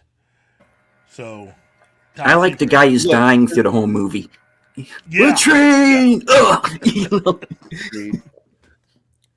Deja vu. Have we met before? Deja vu. Have we met before? The string cheese scene in the pizza parlor that leads to the rug, Terra rug or whatever that song was. That was so fucking awesome. I love that movie. Or how he had dug a tunnel. The guy that had dug a good tunnel under his cell, and it turns out, it's like he had gotten pretty far, and he put lights in it, and it looked like a regular. And then they show it. It's the London Tunnel. But I do want to point out that there is a joke in that film that I still use to this day, a variance of. I use it. You've heard me use it, Keith. When I think something's a bad idea, and I will go, that's got the chance of a rat in a tampon factory. And that's straight from Top Secret. I love that movie. Yeah, that's one of those movies that if you've never seen it, just sit back, relax, and just go with it. The scene where he's in jail and his agent gets the sex toy with a big fist on it. Shit. That's a fucked up movie, dude. Some of the best sight gags too, with the background when they're in the train and the train's not moving, it's the background that's moving. It's like, the visual gags. Agreed. Escape from the problem, clobbering with Escape from L.A. is it's again just like we said about Peacemaker and James Gunn's Suicide Squad, The Suicide Squad. They're parodies. Yep. And I always felt that Escape from L.A. was a mistake because parody shouldn't be made by the director himself and the star. It is a kind of parody to Escape from New York. And I didn't like that. It didn't take itself seriously like it should have. Because when you have fans of Escape from New York coming to see your fucking movie, we get a little irritated with you when you do that shit. It's also a little too colorful. It is. It's way too colorful. The effects are garbage. It's a 90s film. Yeah, the thing about Escape from New York is it has its own visual style, okay? And if you use that in comparison to other sequels, Oh, if what's it's the tiger? 24/7. 24. Blow that shit up. Look, it's If you use it- 24/7 Fusion Media. How are you doing? Would you like to pet my monkey? He's just annoyed. He's not even talking. the thing about doing that is that if you were to look at something like, say, John Wick, and you have the first John Wick film, and then in the next movie, it looks like you're going to spend maybe $130 million more on the film, which means bigger effects, bigger ways of viewing things, and more colorful. Yeah. It disturbs what you have done. It interrupts how you've made your films because it's so visually different. And Escape from LA is visually different from the first film. The first film was a cheaper made production, and they had a lot more money going into. Not cheaper. Let's use the proper words. Low budget. Low budget. I'm sorry. They it was a low budget film. They shot in East St. Louis, in an area that had been abandoned after it was gutted by fire, and so all the city environment is St. Louis, and I love the way they did that. The whole concept behind it, and the irony of John Carpenter being inspired by Ronald Reagan's supposed interest in a federal police force, and it ended up not being Ronald Reagan, but a Democratic Senate that was pushing for the federal police force, and we should never have it. Never. It's wrong. But that was the fear of that is what led to Escape from New York. And I think the fear was gone when he did Escape from LA. Well, Escape from LA was all of the different jokes and stuff you could tell about not liking the West Coast and the entertainment industry in particular. That entire film, Escape from LA, is all about California culture and making fun of all of that stuff. Yeah, it is. And it's, the Surgeon General of Beverly Hills, Bruce Campbell.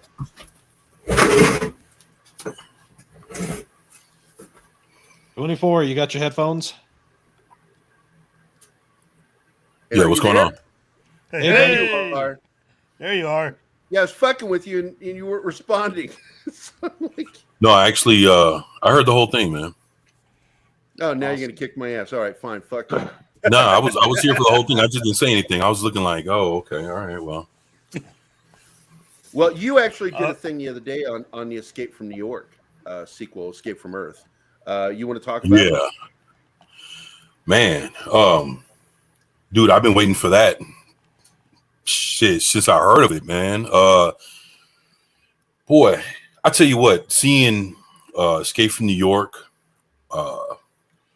right when it came out, living in New York and just think of, all right, living in New York. I was living in the South Bronx. I lived on East 156th Street between Sherman and Sheridan, right across from the Grand Concourse, which was across from the old Yankee Stadium. So you're talking about living in the South Bronx, which is the worst part of all of New York. You can, Jersey, Queens, Manhattan, all that shit was nothing compared to the South Bronx. And just to be there when that came out, it was right when like crack cocaine and everything just hit New York. So it was like New York at its worst. So basically, all those old movies of New York being like basically like a cesspool, like abandoned buildings, everything upside down. That's the New York that I come from. I come from the New York when that shit was at its worst. And, so just to see Escape from New York come out at that time, it was a trip because that was really how fucked up New York. It was like a movie like that coming out at that time was really reflective of how New York really was. And you also got the Warriors that came out around the same time. Oh, the Warriors, yeah. Oh, the Warriors, yeah, coming from Coney Island. That was another thing, man. The Warriors was so, oh man. Actually, the Warriors bred more games. before we continue, I want Yes. to address something here in the chat. Shinutsky says, fun fact, Sinatra was originally going to star in Die Hard, which is true. He was one of the early actors that was being sought for that character. But more trivia with him, he was also the original actor that was going to play Dirty Harry. And he ended up not taking the role because they weren't going to change the gun. He was going to carry a .357 Magnum. And because of an injury to his right wrist, he couldn't carry the gun or hold it up correctly. And so Sinatra ended up backing out, and that's how Clint Eastwood became a star. I mean, he was already a star, but he became a movie star thanks to Dirty Harry. But thanks all for that I'll say about the Warriors is, can you dig it? And nobody reacts to it. Just act like, what the fuck was that?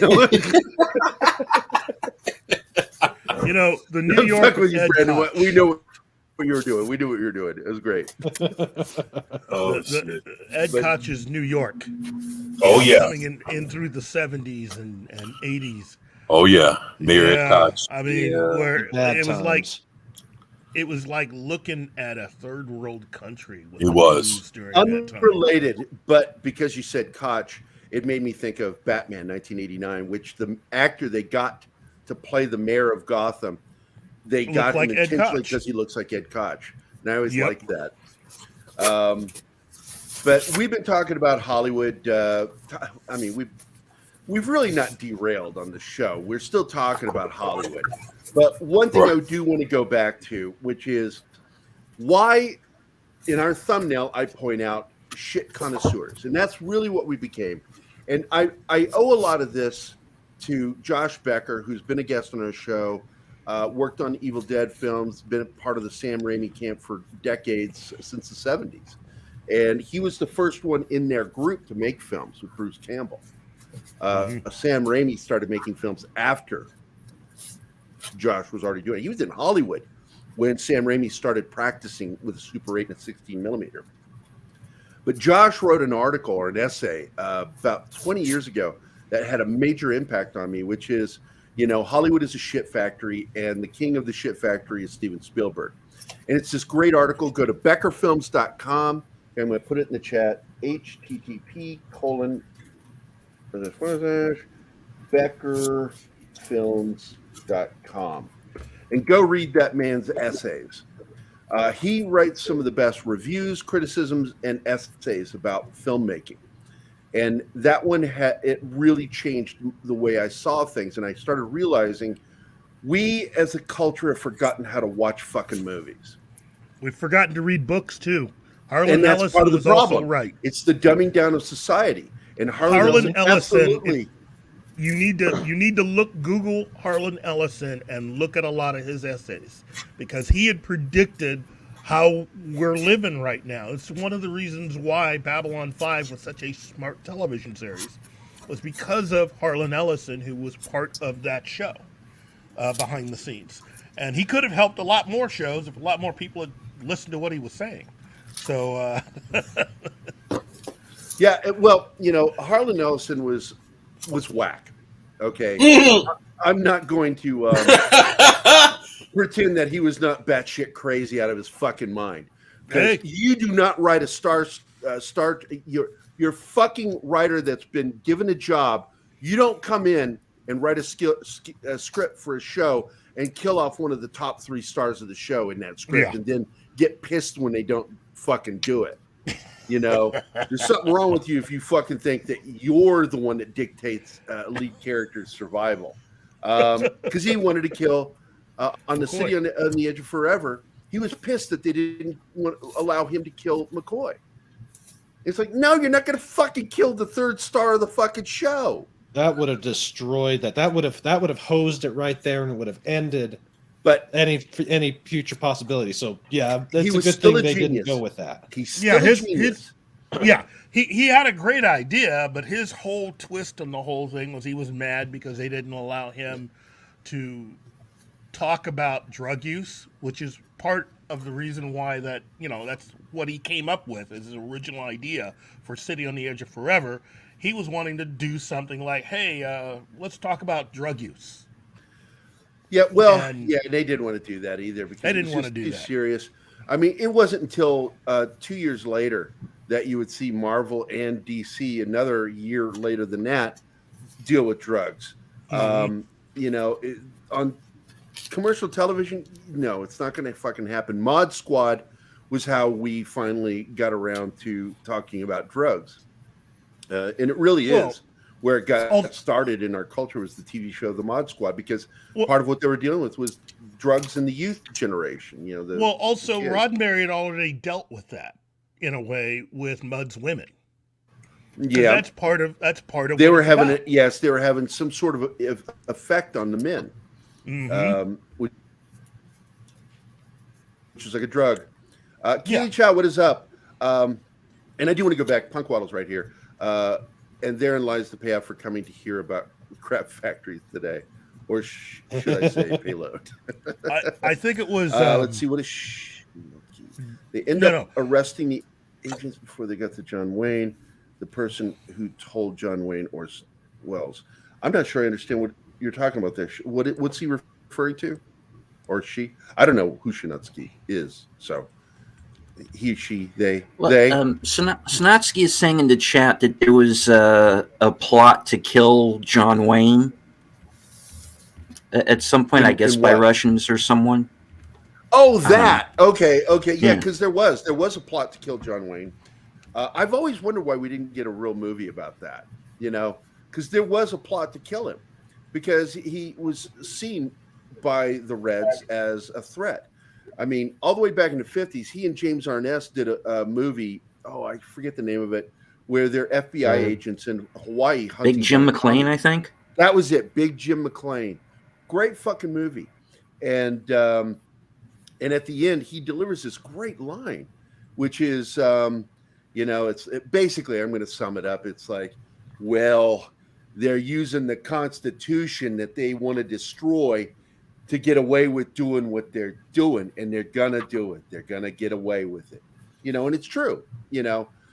They wanted to at that time, in the 40s, really. They wanted to overtake the country. There was a plan to overthrow the country. The problem was it failed because of McCarthy and those guys.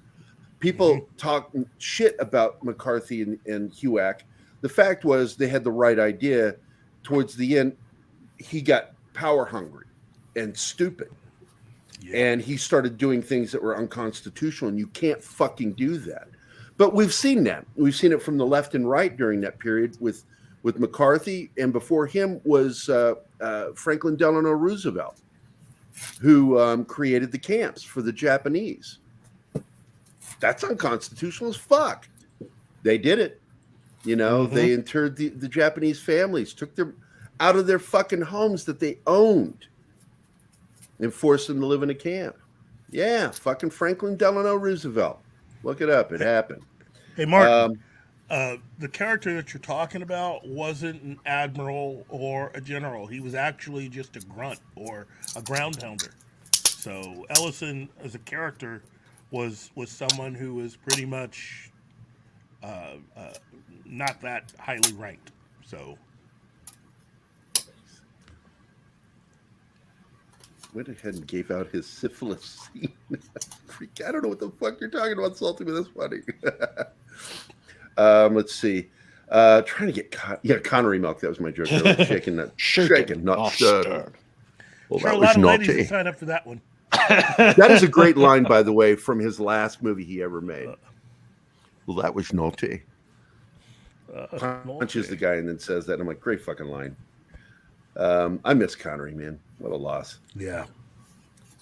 Keely Chow, hail from the yeah. Okay, we always have a great chat. I wish Zax was here on the show and helping me keep up with the chat because we're like so far behind. It's ridiculous. Oh my god! Look at this. This is like stuff we talked about 15 minutes ago. That's how far behind I am on this shit. You try hosting a show and pay attention to the you know, keeping up with the chat. It's a hard fucking thing. Hard. That it is. And I really hate that because I want to be able to keep up with them. Don't forget to like, comment. Oh, thank you, Stream Elements, you fucking cocksucker. It's a robot. I can say that. Let's see. Forget the non-starter. Kielbasa Weekly on Polish adult films. I don't know what the fuck you guys are talking about, and I'm starting to get afraid. Maybe I should. Kielbasa? Oh, wow. Yeah. Yeah. Damn. Kielbasa. Yes. Woo! Ever see the names are actual nerds instead of Hollywood? Well, that's true about a lot of stuff. Holy shit. Today, I mean, if you've got Henry Cavill in something, that dude is a fucking nerd. Yeah. I love that about Cavill. He is a true fucking nerd. Dork's mom is if I could turn back time, 80s is it. Amen, PJO. Nerd mom. 80s had the best quality films. Some of the best sci-fi and horror came out in the 80s. And some solid films. I mean, the Tarzan movie with Christopher Lambert. Greystoke. What a great fucking Tarzan movie. Yeah. And it's a straight up fucking English film. It really is. Hugh Hudson. I mean, God, man, explaining, because they had to explain why he has a French accent. So you don't have to explain it. They have Ian Holmes be a Belgian. Mm-hmm. And so when he speaks with a Belgian or French accent. So that is why Christopher Lambert's character has a French accent when he speaks English. One of the things that is not well known unless you actually read the books is that, guess what? Tarzan actually could speak. He could speak several languages. Yep. And Hollywood never adapted that part of the character. Yeah. Did I ever tell you what happened when I was in London in 77 and we were in a pub and a Johnny Weissmuller Tarzan movie was on? It was, we were having breakfast there because you could eat and get beer there. And that's what my dad liked, that he could have beer and I could have my breakfast. And Tarzan came on, and it was a Johnny Weissmuller film. And all of a sudden I could hear these English guys talking shit about Weissmuller, and I'm a big Weissmuller fan. So, look at that, mate. I got an American playing an English lord, and they're just mocking him. And so, to my dad's amusement, I began slowly and quietly singing 1814. The song 1814. We took a little trip along Colonel Jackson down the mighty Mississippi. Took a little bacon and we took a little beans and we fought the bloody British down in New Orleans. Yep. And I just kept British kept coming. Fire. It's wasn't just quite I kept as singing many this as there was a while ago. And I'm singing this, and finally, it's one of those moments where the piano player stops playing and everybody turns, and everybody's staring at me singing this song. And I finished the song. And I got really loud singing it and very robust. And then I ended it. And I just sat there and looked at those guys talking shit about Weissmuller. And they stopped doing it. It ended right there. Well, Edgar Rice Burroughs didn't like Weissmuller because he didn't like Weissmuller's version of the character. The grunting and stuff was a Hollywood creation and not something that Edgar Rice Burroughs himself had placed in the books. Yep. Well, and what I liked in Greystoke was the grunting he did was specifically to communicate with the animals. Oh, yeah. Yeah. He wouldn't speak English to the animals. He would, like when he talked to the apes, he'd go, do that thing. And I was that was great, man. Yeah. I fucking love that movie. And Rick Baker designed all the ape suits for that movie, all the effects. Mm-hmm. The physical effects for that film. Andy McDowell, who played she had her voice Jane, redubbed by Academy Award winner Glenn Close. Not this year though, no nominations. Yay! But Glenn Close, she did the voice. Yep. They redubbed all of Andy McDowell's lines. They wanted her to be English, and they felt she sounded too country because she's a country girl. And Dorff, I don't know what that's about. Stephen Dorff. Yeah, I think he's an idiot. I hear people go, give him a chance, he's a good actor. He's a fucking idiot. Have you ever heard him talk? He's a fucking idiot. Loved Lang in so many roles from Terra Nova to Stonewall Jackson. Yeah. Stephen Lang is just a great fucking actor. But here's the thing. We have to start educating, and we can do it through our community. Spread this outreach. Teach people how to fucking watch a movie again. because there's nothing. And you guys know I've said this 1,000,000,006 times, and I've told myself to stop exaggerating. Just because you like something doesn't mean it's not shit. Sometimes we like shit, and that's a fact. If you want to see how far things have fallen, I did a show with some friends. I was actually lurking on the show. I wasn't on the show. And one of the things that was discussed was the book, The Lord of the Rings, and The Hobbit. And the host of the show, I'm not going to give their names, but they were talking about, the fact that this was a book that was hard for them to read at the time. And I said, well, and it's a high school book. And I had to correct them because The Lord of the Rings wasn't written for high schoolers. It was actually written for kids. Yep. And it's horrifying when you stop and think about it, but that's what we grew up on, is stuff like that. Bambi's parents were murdered.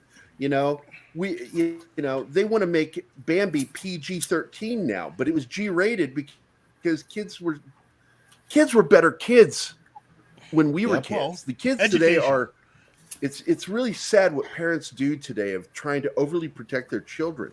I was a dick to my daughter. She will tell you. I was a complete dick. I didn't hide stuff from her. I did try to PG her life up never G-rated it. I did PG it up a lot for her until she was 12, and then she butt dialed me from the mall with some of her friends, and I stopped PG-13 that shit up permanently from that point. I'm like, I told her when she came home, I heard everything, and she goes, everything. I went, everything. I said, I'm disappointed, but I get it, and I'm not going to judge you off of this, but I'm telling you right here and now, I'm fucking cussing around you now. Fuck that shit. Bullshit on you and your fucking friends. And she's like, Dad. And I'm like, nope, you don't get to do that after what I heard you say today. Nope. You want to grow up? There you go. The thing about a book. Maria, hello, Maria. Hi. Hey, Maria. The thing about a book like The Lord of the Rings is that if for those of you that have actually read it, there are some big words in there. And for some reason, as time has gone on over the decades since that book was published, we've taken it from being a story for kids and we've shoved it up into high school. So that should tell you how far things have fallen, that kids can't read it because it was made for 9 to 14-year-olds. Yeah, is really what it was. Well, I know The Hobbit definitely was, because Tolkien himself came out and said The Hobbit was specifically for kids. And yeah, I can see The Lord of the Rings being that way too. Well, but yeah, that's really how it got bad. published. The publisher of the book, his 9-year-old son read it and wrote a report to his dad, who was the publisher, and he recommended the entire thing. So if a 9-year-old kid can read it, understand it, and write a report on it, that's how I got to tell you. Let me point something out, because Shinatsky says it here. Let the great films stay in the past. They aren't going to recapture the spirit of those great films. You can occasionally get some great cinema today. You really can. But let's put it this way. One of my favorite films of 2021 was The Free Guy with Ryan Reynolds. I fucking love that movie. Now, they tried to make, Ridley Scott is so out of touch that he made The House of Gucci. And then he blamed audiences for not watching his film. The fact is, that kind of cinema, nobody wants to see it in a theater anymore. One, cinemas are expensive, and people feel like they're taking a risk when they go to the theater now. With the Miley Cyrus thing. And if you understand what that means. No. Miley Cyrus rhymes with a V word. So I got that from another YouTuber. He says the Miley Cyrus bug. Anyway, you had Nightmare Alley. Again, that is a great film. If you haven't seen it, it's a remake of a 40s film. And it's very much straight across by Guillermo del Toro. And Nightmare Alley is a really good film. But I got to be honest, nobody went to see it. Nobody would see it. It's already on, I think, HBO. Eternal's garbage. I don't know about The Kingsman. I'm hoping it doesn't suck. I watched it. I'll give you my initial analysis of the movie. It's a decent enough movie. I was told that it's two movies: the father story and the son story. Is that true? Basically, I mean, again, I will wholeheartedly say that while there are those people who believe that these films are the greatest things ever put to film, I'm not necessarily that in love with those movies, but they're well done. I have seen a lot worse. Not that this is bad, but it's not perfect. I mean, nothing can truly be perfect. It's just the fact that Matthew Vaughn is a good director, although I think he has more in line with the director of The Last Jedi, because both of them are trolls. The difference is that Matthew Vaughn will actually tell fans "F you," get a life, various other things. I can do whatever I want. He likes to change stuff. He doesn't want to make his movies based on what fans think. He wants to make his movies based on what he thinks, which to a point is good. But when you're dealing with someone else's IP, you at least have to entertain those things that are expected. He does not believe he has to follow that rule. So instead of being passive aggressive, he'll just get on social media or tell you through whatever and, F off. That's the difference.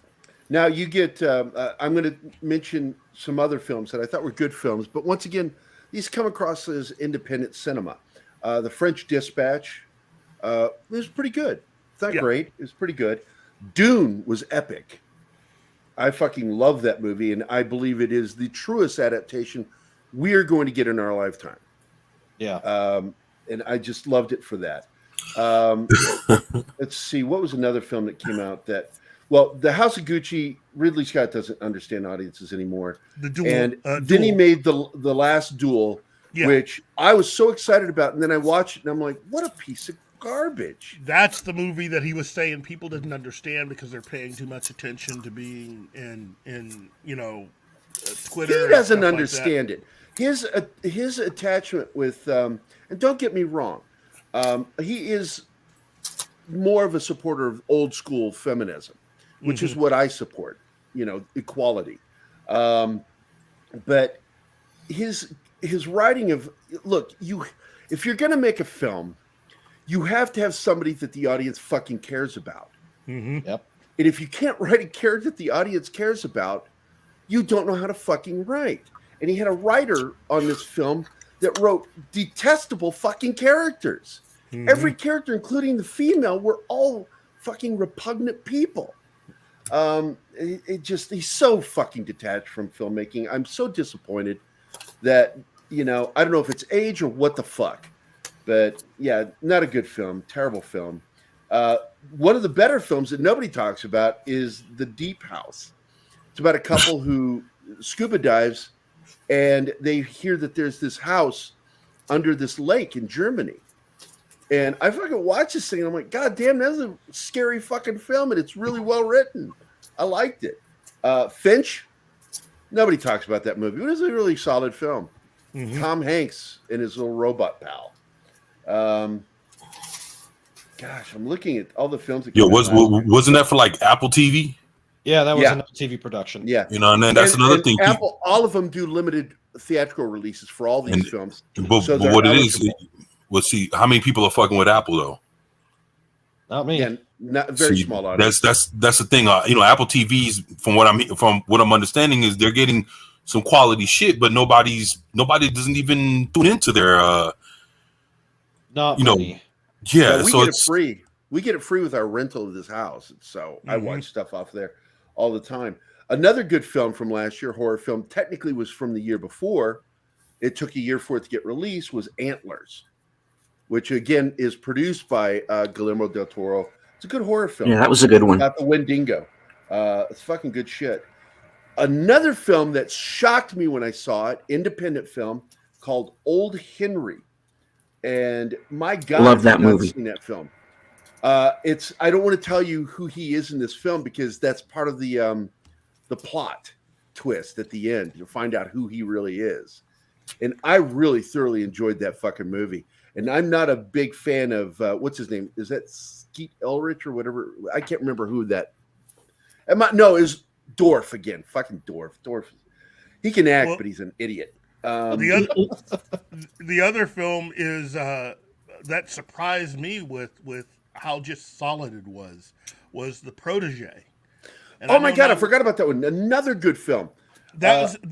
It's not a movie that is meant to really set the world on fire.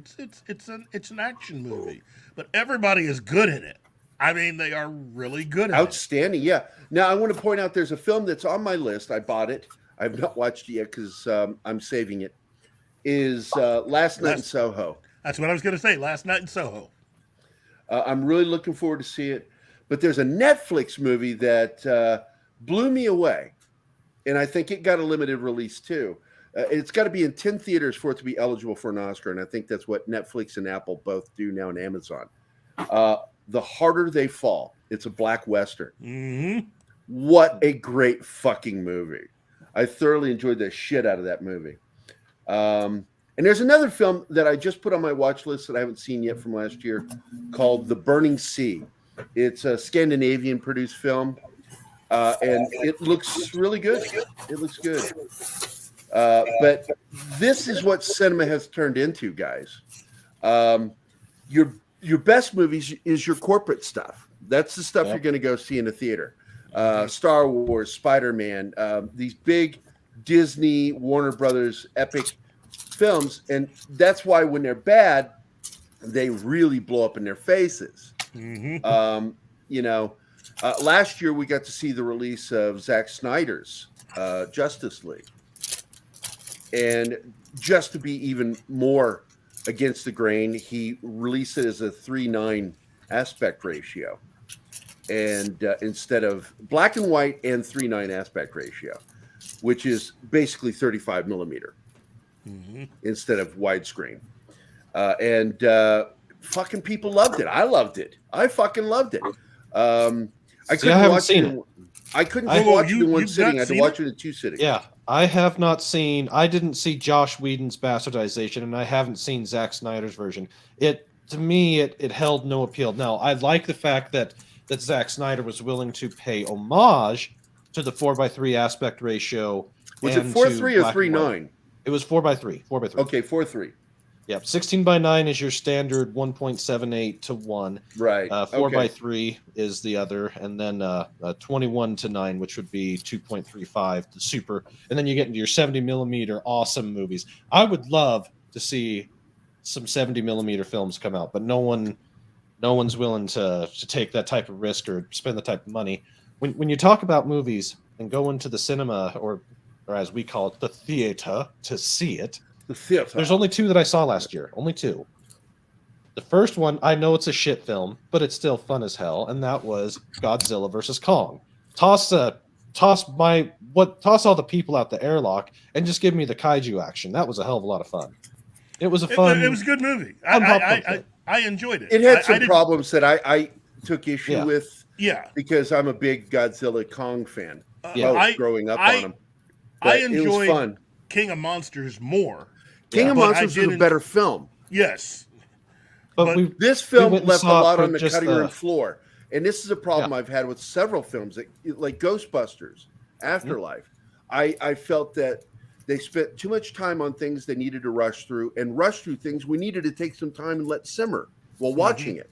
And I suspect that some of those things, because they would set something up and then nothing happens. Doesn't go anywhere, yeah. And it's, and I told Keith that day, I said, it feels like a lot was left on the cutting room floor to release it, to shorten the film.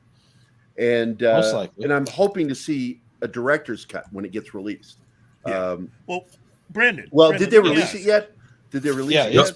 it's been released. It's out Then there. we're but I not don't going to recall get seeing a director's cut. Then we're not going to get a director's cut. That pisses me off because I know shit ended up on the cutting room floor because I'm like, there's no way they set that up and didn't have follow up on that later. Yeah. Well, you know, a director's cut might still come, but the thing is, as always with these movies, theatrical version comes first, and then when they want to make some more money down the line, then that's when they throw in the deleted scenes, and boom, there goes your extended or director's cut right there. So yeah, it can still come, but it'll probably next year or two or some shit like that. Yeah. Brandon, let me ask you. Yes. As far as Zack Snyder's Justice League, did you ever watch Batman v Superman? I did see it. Which version? I don't recall because I only saw watched it the one theatrical time. version. You watched the is what you watched the version of that film that Warner Brothers thought that you wanted to see. Mm-hmm. You didn't watch the version of the movie that Zack Snyder made. Probably. Now, the thing that people need to understand about all of that is that there's this thing where if someone has made a movie and it gets released to theaters, the natural assumption is that's the movie that the director wanted you to see more often than not. And that usually if they try to re-release something or they release a different version, then that's something that they're trying to get you to spend money on because they just shoved a bunch of scenes in. Okay? Yeah. What happened with Zack Snyder was that he made a movie in Batman v Superman that was really to help with what he had been ordered to do by Warner Brothers. With Superman, yeah, Man of Steel. With Man of Steel. His original idea was he was going to make Man of Steel 2 because Man of Steel as a film was not the movie that he wanted to make. And he wasn't originally the director attached to it. What it was that you had They wanted Christopher Nolan. They wanted Christopher Nolan, and Christopher Nolan and his people started work on the movie before Snyder was brought in. Snyder was a friend of Christopher Nolan, and he got Warner Brothers to basically go ahead and allow Snyder to direct the film with the added caveat that Nolan and his wife would be producers on that movie. Okay? So the screenplay wasn't even written by Zack Snyder. So when they went in to start doing press for the movie Man of Steel, all throughout doing all of the press rounds for that, Snyder and Henry Cavill are talking about what they want to do for Man of Steel 2. So when he meets with Warner Brothers then decides, they want to listen to his pitch, and they're kind of shaking their head, and then they say, well, that's a great idea, but you got to put Batman in it. And he's like, well, Batman doesn't fit into the story that we're wanting to tell. And Warner Brothers shoots back, you're not understanding what we're saying. We don't care what you make, but you got to put Batman in it. So that's how BVS came about. T-shirt. We've been streaming on Saturday mornings for a while because that's the only time I have free. Because afternoons, it's either family or I got to work on comic work, which I have to finish G.I. Joe this weekend. So after we do the show, I got to get right back to work. But so basically, I need to. We got to keep moving forward. Yeah. Talk to me offline. We'll talk more because there's a lot more to this story. So I just want to show this real quick. This is what a shit my fucking son Benjamin is. So I get this photo. I posted it the other day of our ice storm we had here. You got it in Springfield too, Keith. Everybody got hit. Zoe got snowed in, iced in, because she lives right between us and Springfield now. And then my buddy Nathan Cheever, major video game producer, right here, sends that. That's not snow. That's ice coating everything.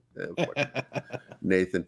But the one that kills me is my fucking son Benjamin posts this fucking thing. I'll drop it back down so it's even bigger here. That's my son. And he's a drag queen in real life. So that's my son just being a dick. It's genetics. All my kids are dicks. They're all fucking assholes, just like me.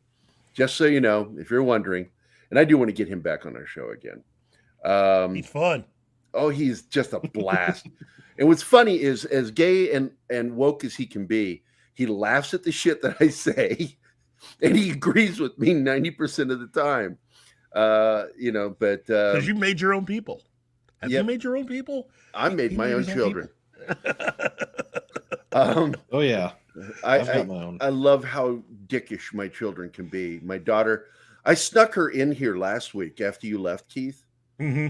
I tricked her. I'm like going, damn it, I wish Keith was still here, because I tricked her coming on the show. I said, join their chat. And she joined the show, and I went, ha ha, you're on the show. And she was like, but she had fun, and she wasn't scared, and she had a good time. Zoe's a trip. You know, she's just so funny. Yeah, she is. And she's a goober, just like me. What's going on, Brandon? Speaking of which, my daughter wants to get a hold of you and Zoe sometime so we can work. Yeah, we got to plan the girls' show. Yeah, because Dork Knight's daughter is going to join. Yep, she's 12 or 13. She just turned 13 because I said if she's 12, we can't have her on. But she's 13 now, so she's allowed to be on, and so it's great. If you've got kids, daughters in particular, that if you're friends of ours and you want to have your daughter on and she wants to be on, and she's over 13, invite her on to be with the girls. It'll be a fun episode. I know that she's going to throw me under the fucking bus. I know my daughter. I know her. She's absolutely going to shit on me. I'm terrified to watch her on this show, but I'm going to because I love her so much. I look at it this way. I tell my daughter, just do whatever you want, but just realize Grandma will be watching. Yeah, and also I tell Zoe, remember, I know where you sleep.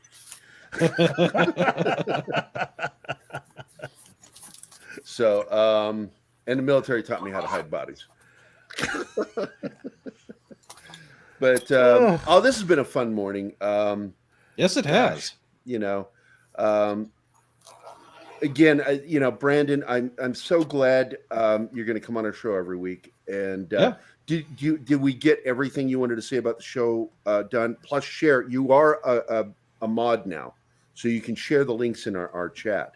I share the link again. Share your channel. If you're not sub to the anime guy, fucking go sub to this guy. He was Golga 13. YouTube shut him down, those cocksuckers. But he's back with a vengeance, doing what he does best and what he loves talking about is anime. And he is the anime guy, Brandon. So get in there, watch his show. He does a show just before ours, and then when he's done there, he's going to jump in here. We're going to talk about what he did for the day. There's the link. There it is. Thank you, Pat. Yep. Thank you. And then, of course, one of our regular buddies is Steven from South Carolina. He's a South Carolinian, and he's got shitty internet, but he's here. He's always here. He's with us on TGIF, and all my friends are welcome on the show for Saturday mornings because we're just here to just talk about stuff. And today we're talking about shit, Hollywood shit. And I think we pretty much got the idea across that, look, you need to be an educated consumer. Stop going into movies and not knowing what story structure is or what a main character, a protagonist or an antagonist is. You need to understand that when you write a story, you're supposed to be writing a story that you identify with somebody or understand them or feel for them. If you can't, as much as I love the movie The Big Lebowski, those guys do not know how to fucking write characters at all. They really don't. And the dude is your protagonist, and you really don't care about him. The only person you care about is because of their acting was the guy who dies, the Italian actor with the bug eyes. Steve Buscemi. Yeah, Steve Buscemi. Donnie. Yeah, because once again, it's not the way the character was written. It was the way he performed the character that made you care about him. He's a sympathetic character. And now we hear they're going to make a movie about Jesus, the bowler. And I'm like, why? He was a throwaway character. He's a gag character. He's not even a fucking character. Those guys really don't. But I still love their movies. Don't get me wrong. I love the Coen brothers. And Josh worked with these guys back when they were nobodies, and they did steal from him, by the way. I'm not going to tell you what it is, but they did steal from him. They were notorious for that shit. They stole from Sam. They stole from everybody stuff. Well, Sam Raimi still likes those guys. They still pal around. They cameo. Well, in they each made other's it big. movies That's sometimes, why. and- Because Josh, all of them talk about it. It's like even Josh's family can't get a hold of. Even Sam's family can't get a hold of him. He showed up to the funeral for his dad and was there and then left. No, they got one conversation with him and he was gone. That's him. He is the Great Oz, is the way they used to joke about it. He's the man behind the curtain, and that's just the way he is. And he wants to pal around with people who are like him, that are already made it. Because he's one of those people that I think is terrified of Klingerons, people who want to cling on to him and make their career, whereas the Coen brothers made their careers. Doing great cinema, but God, man, just awful writers. And I'm being honest. I'm just being frank. I'm just telling the truth. They really are not very good writers. I mean, who the fuck would want to tell the Iliad and the Odyssey and not have read it? Yeah. Oh, Brother, Where Art Thou is a telling of the Iliad and the Odyssey. And they never read it. They admitted to never reading it. I read it. It was required reading in literature. You have to fucking read it. And they didn't manage to read at least one of the books. I read it. You have the Iliad, and then you have the Odyssey. Mm-hmm. And what they were really making was the Odyssey, less the Iliad. And because the Iliad is the shit that took place before. Mm-hmm. What is popping? What the fuck is that?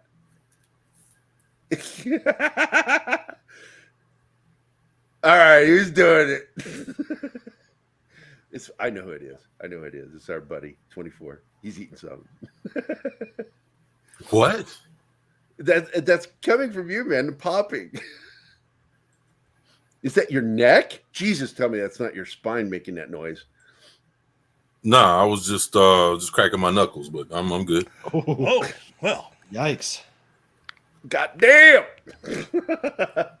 I did some artwork for Fat Steven Seagal, and he was very happy with it. You guys want to see what I did for him? Here you go. It's a quick pen and ink thing I did. There we go. Boom. Oh shit! Oh yes. Bad. That's pretty cool. It was middle of the night. I was fucking tired, ready to go to bed, and I saw this photograph, and I'm like, I got to fucking draw that for Steven. And he woke up to it. He goes, "Wow, man, it's fucking awesome." Right. Huh. But Seagal's got those squinty fucking eyes, and I'm like, how did that guy become a movie star? I swear to God, cannot act worth a shit. But no, and what he did to Kelly LeBrock is criminal. I mean, yeah, well, he's a scumbag in real life. Oh, beautiful woman, beautiful woman. Inside and out, but a lot out on the out. Mm-hmm. Monkey Jeeves is here. It's Steven Seagal, a Russian citizen. Yeah, I know. What a prick. He is such a prick. So is this for a new VTuber model? I drew this for Fat Steven Seagal, our buddy. He's one of our co-hosts on Fridays. And I'm always up to some shenanigans. Find out where and when on Twitter deleted scenes. Yes. Because we all secretly know that you're evil. No. Secretly? Yes, excellent. Taking over the internet one channel at a time. You think this is your show, Gary? It's not! Vengeance will be mine. Yeah, see, you were close to doing Skeletor there. A little higher at the end. That would be Skeletor. I can't do it. He's got one of the. I don't know who did that voice, man, but I love the fucking voice of Skeletor on He-Man. I hated the show, to be honest with you. As I was a young man. I was raising my kid Benjamin, and he grew up on He-Man. But I watch cartoons with my kids. I always have because I love animated shows, and so I'd watch cartoons with them. And I really started enjoying Thundercats. I really liked that show. He-Man, I was just like, this is like, you're making gay men. Is what you're doing. You're just creating gay men. Even though now I look back and going, girls like that shit too. Yes. But the fact is, though, my son being gay and that show making gay men is not related. It's not related at all. My son was born that way. I knew it from when he was 4, that he was not, straight. I knew it. It's like when he showed up, he was 7 years old or 6 years old, and he showed up at my house with a ballerina tutu to wear around the house. I went, yeah, you're not going to do that. No, you can wear that in your room at night. But when you walk around the house, I expect you to wear shorts or pants. No tutu, buddy. I love you, man, but no. But Mom says you should support. I said, I support you wearing it in fucking private. I was too stern as a dad. I really was. But I just, and I wasn't threatened by it even remotely. I just was like, look, man, no, we're all going to dress a certain way around the house. Mm-hmm. We don't dress for comfort around the house. We dress because other people are going to be around. So you get the same fucking rule I get. I want to walk around in my fucking underwear. Don't see me doing it. Although it has happened. Oh, shit. Steven Seagal had a show where he pretended he was he was a what do you call it? Reservist. Yeah. And he really did work for the sheriff's department, and he was supposedly training him on hand-to-hand stuff. But him going around as the cop was just goofy to me. It's like, this is not a good show. Alan Oppenheimer was the voice of Skeletor. Fucking great voice, man. Mm-hmm. Mark Hamill did not pull it off. I did not like his take on Skeletor. Steven Seagal is a former Jefferson Parish. Yeah. Well, not just a deputy. He was a deputy reservist. But he was, moreover, he was a trainer to the Jefferson Parish Sheriff's Department. And not just them, he traveled around to other police departments training them in hand-to-hand combat, doing takedowns, shit like that. He went to the academy and held the rank of major. Here's one. Major Domo. Here's one for The thing everybody... Oh, go ahead, Stephen. Go ahead. Sorry. The thing that everybody has to remember is that even with these so-called reality shows, they're scripted to some extent. Oh yeah. I know. I worked on one. I mean, the only real reality show that there is probably would have been either Live PD, which is why they're not on the air anymore, and to some extent, Deadliest Catch. Because you can't script everything that happens. Yeah, the guy fucking on died. a crab boat. They lose guys every season on that show. Yeah, but the main guy died 2 or 3 seasons back, and I had a stroke. Yeah, it was like, can we even continue the show? It's like, yeah, we got money put into this. You're going to continue the show, so they continued the show without him. Yeah, but that's the reality of it, and I can't watch that show because I wouldn't even want to do that in real life. So why would I want to watch it? What a horrible job. The First Real World was the only unscripted reality show. Oh, on MTV? Yeah. That first that season. Was the first. Yeah. That was the first. I ran into this girl. She had a huge crush on me when I worked with the Octopus magazine. And she was one of the journalists for the magazine. She would follow me everywhere. And her goal in life was to be cast on The Real World. And I said, and I told her, because I wasn't really deeply involved in any relationships at the time, but I'm like, you are not the kind of person I'm interested in, because anybody that would say that's fucking whack, you're out of your fucking mind. Why would you want to be on The Real World? That's your goal. Jesus Christ. Shinosky, Kevin Smith is you know what, that whole He-Man thing with him? By Courtney. That's more of him being hired for something. The person that you want to blame for that is the guy by the name of Ted Biaselli. He's an actor who became a producer. His last name sounds like a guy born to be a salesman, Biaselli. And he's also someone who believes a certain thing and has decided to put that in practice. And he's basically changing a lot of the stuff over at Netflix because for some reason they figured we don't have enough people screwing this stuff already. Let's go ahead and make this out of work actor an executive. Yeah, they do that all the time, man. But by the way, Pat, one of the ways they do it, it's not like really scripted. What it is they'll set up camera angles for stuff. You'll get camera angles that they didn't have on the initial, like when they go to someone's home, that they'll edit and add in there, and they may add additional dialogue between the officers talking about it. This is recorded after the fact and then edited in later. That's what they mean by scripted. Also, a lot of the drama that's created on some reality shows, I don't think the cop ones so much, is they create drama that's not real drama. It's fictional drama.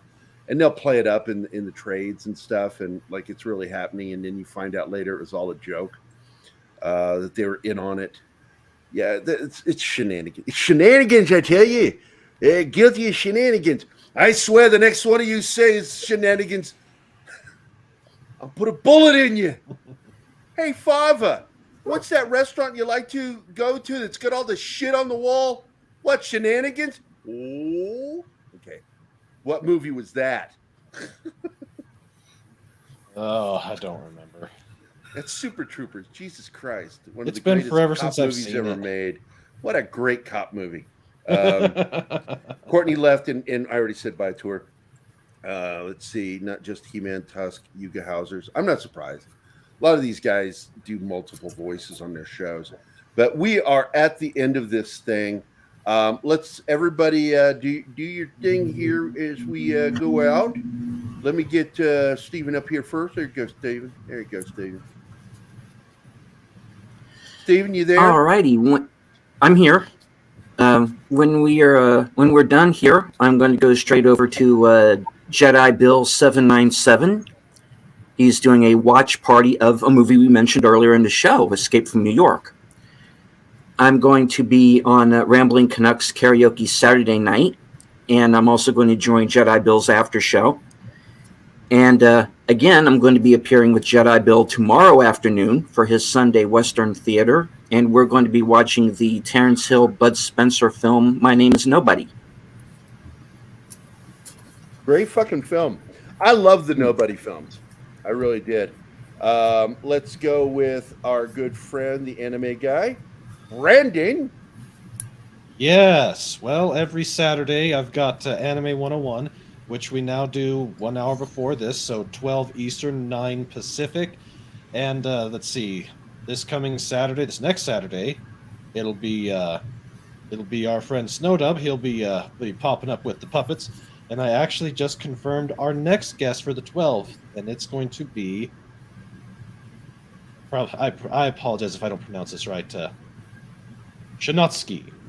I just confirmed him for the show, so we're going to be talking with him about anime and about some of the work that he's done, and just putting out videos during the week and just trying to enjoy as much good entertainment as I can, which right now almost all of it is coming from Japan. So if you like it, come on over. We'll discuss it. We'll have fun with it. Amen. All right, Brandon. Thanks a lot, buddy. Thanks for being on here today. 24/7 Fusion Media. He's from New York originally, and he talks a lot like, fuck you, I'm from the streets. Eat my shit. 24, where can we see you, my friend?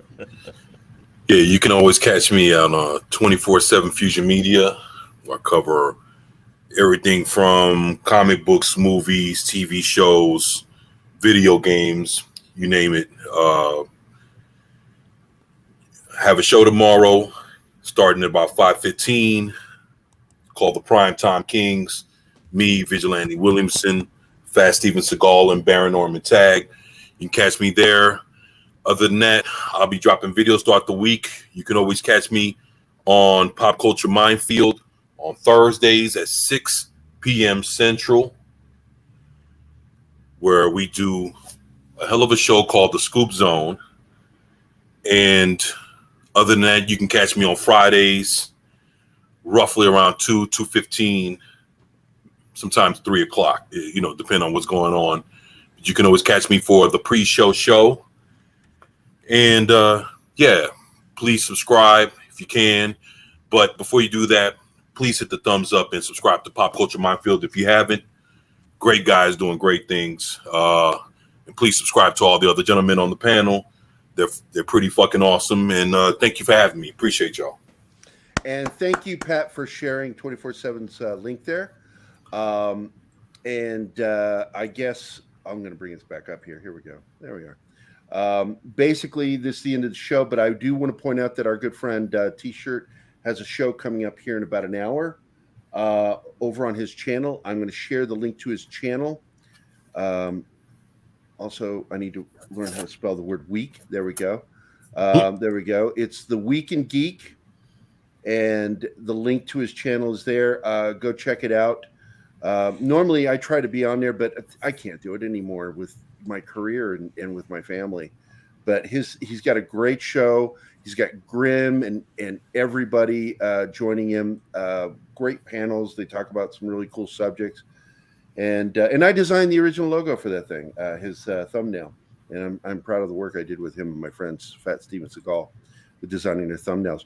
But I'll tell you someone else really good at designing thumbnails. This guy right down below me here, right there, 24/7. I love his thumbnails, man. Oh, thank you. Check out his channel. Like, geez, man. Yeah, you give me a run for my own work when I do it, because I've been doing graphic design for over 20 years. Like, man, you're pretty damn good. Did you do that for a living for a while, or? Nah, man. It's everything. Everything I've learned that I've done here is stuff that I've learned since being on. I never owned a computer. Never didn't know how to do any of this shit. I still don't even fucking know how to use a computer unless I'm trying to communicate with y'all. So I got a lot to learn. But everything I've learned is the stuff that I've learned for the last 2 years being on YouTube. But I appreciate. What's this magical thing you talk about? A computer? Yeah, it's like, what's the internet? Well, the internet is. What's the interwebs? Well, I don't know what you. My joke is actually from Phil Hartman on News Radio. What's this magical thing you keep talking about? A computer? Nah, my thing was from Jay and Silent Bob Strike Back when fucking Ben Affleck. Yes, that's right. That's when they met up with what's his name? Batman. Ben Affleck. Yeah, Ben Affleck. Yeah. When he says Ben Affleck was the bomb in Phantoms, I fucking laughed. So Yo, actually, you know what? When he said that, Phantoms was the shit. Phantoms is a fucking good fucking movie. I love that fucking movie. Yeah, I love the book. But I didn't know there was a book. Oh yeah, Phantoms by Dinar Kuntz. I read the book. It's, in fact, in my opinion, it's a better book than it is a film because the characters are slightly different. They changed. It was a mother-daughter, whereas in the movie they made them sisters, and so she was very protective of her daughter in the book. But right. I love that fucking movie, and my God, Peter O'Toole is so good in that film. But Liev Schreiber is so fucking good as the deputy. He's so fucking creepy in that fucking movie. What a great film. And Ben Affleck did a good job. I like Ben Affleck as an actor. I think he's an idiot in real life. But anybody, because like people go, well, what do you mean by an idiot? Like anybody who calls a religion a race is a fucking moron. Islam is a faith. It's a belief system. And it's celebrated by every fucking race on the planet. Every race has people who believe in Islam that follow that dictate of religion. Mm-hmm. There's no race. And he said it on what's his name show, the politically incorrect show. And I'm like, yeah, you're a moron. Yeah, when I hear somebody say something like that, they're clearly uneducated and they're trying to use bullet points to make a point, and they're failing because they're just dumb. But if you defend Islam, because I do, I think I support all religions, unless the ones that use it as an excuse for war. And then I'm against that. But as religions go, because I'm an agnostic, I don't care much for religion, but I'm Catholic. I was born Catholic. And that's from, by the way, The Exorcist, that line. Hey, Father, can you support or help an old Catholic? Great line.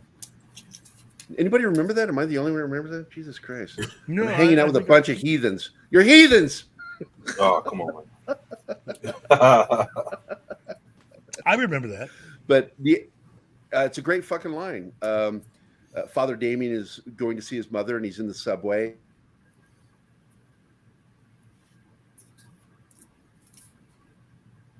And he runs into character. It gives you the cue that there's something wrong in this situation.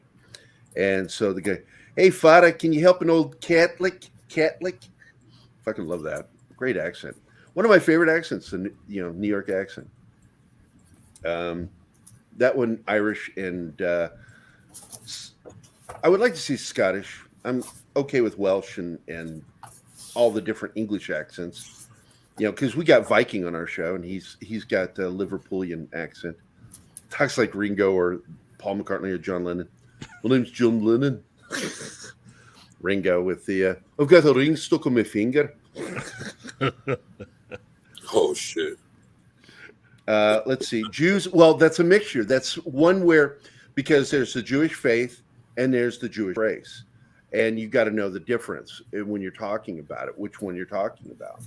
The Quran mentions Abraham more than the Bible, as well as Jesus. He was a prophet. Let's see. My doctor says I shouldn't, but thank God my will is weak. Whatever, parents. You're ridiculous. And Courtney says that's why I like 24/7. I got family in New York, and I'm from Philly.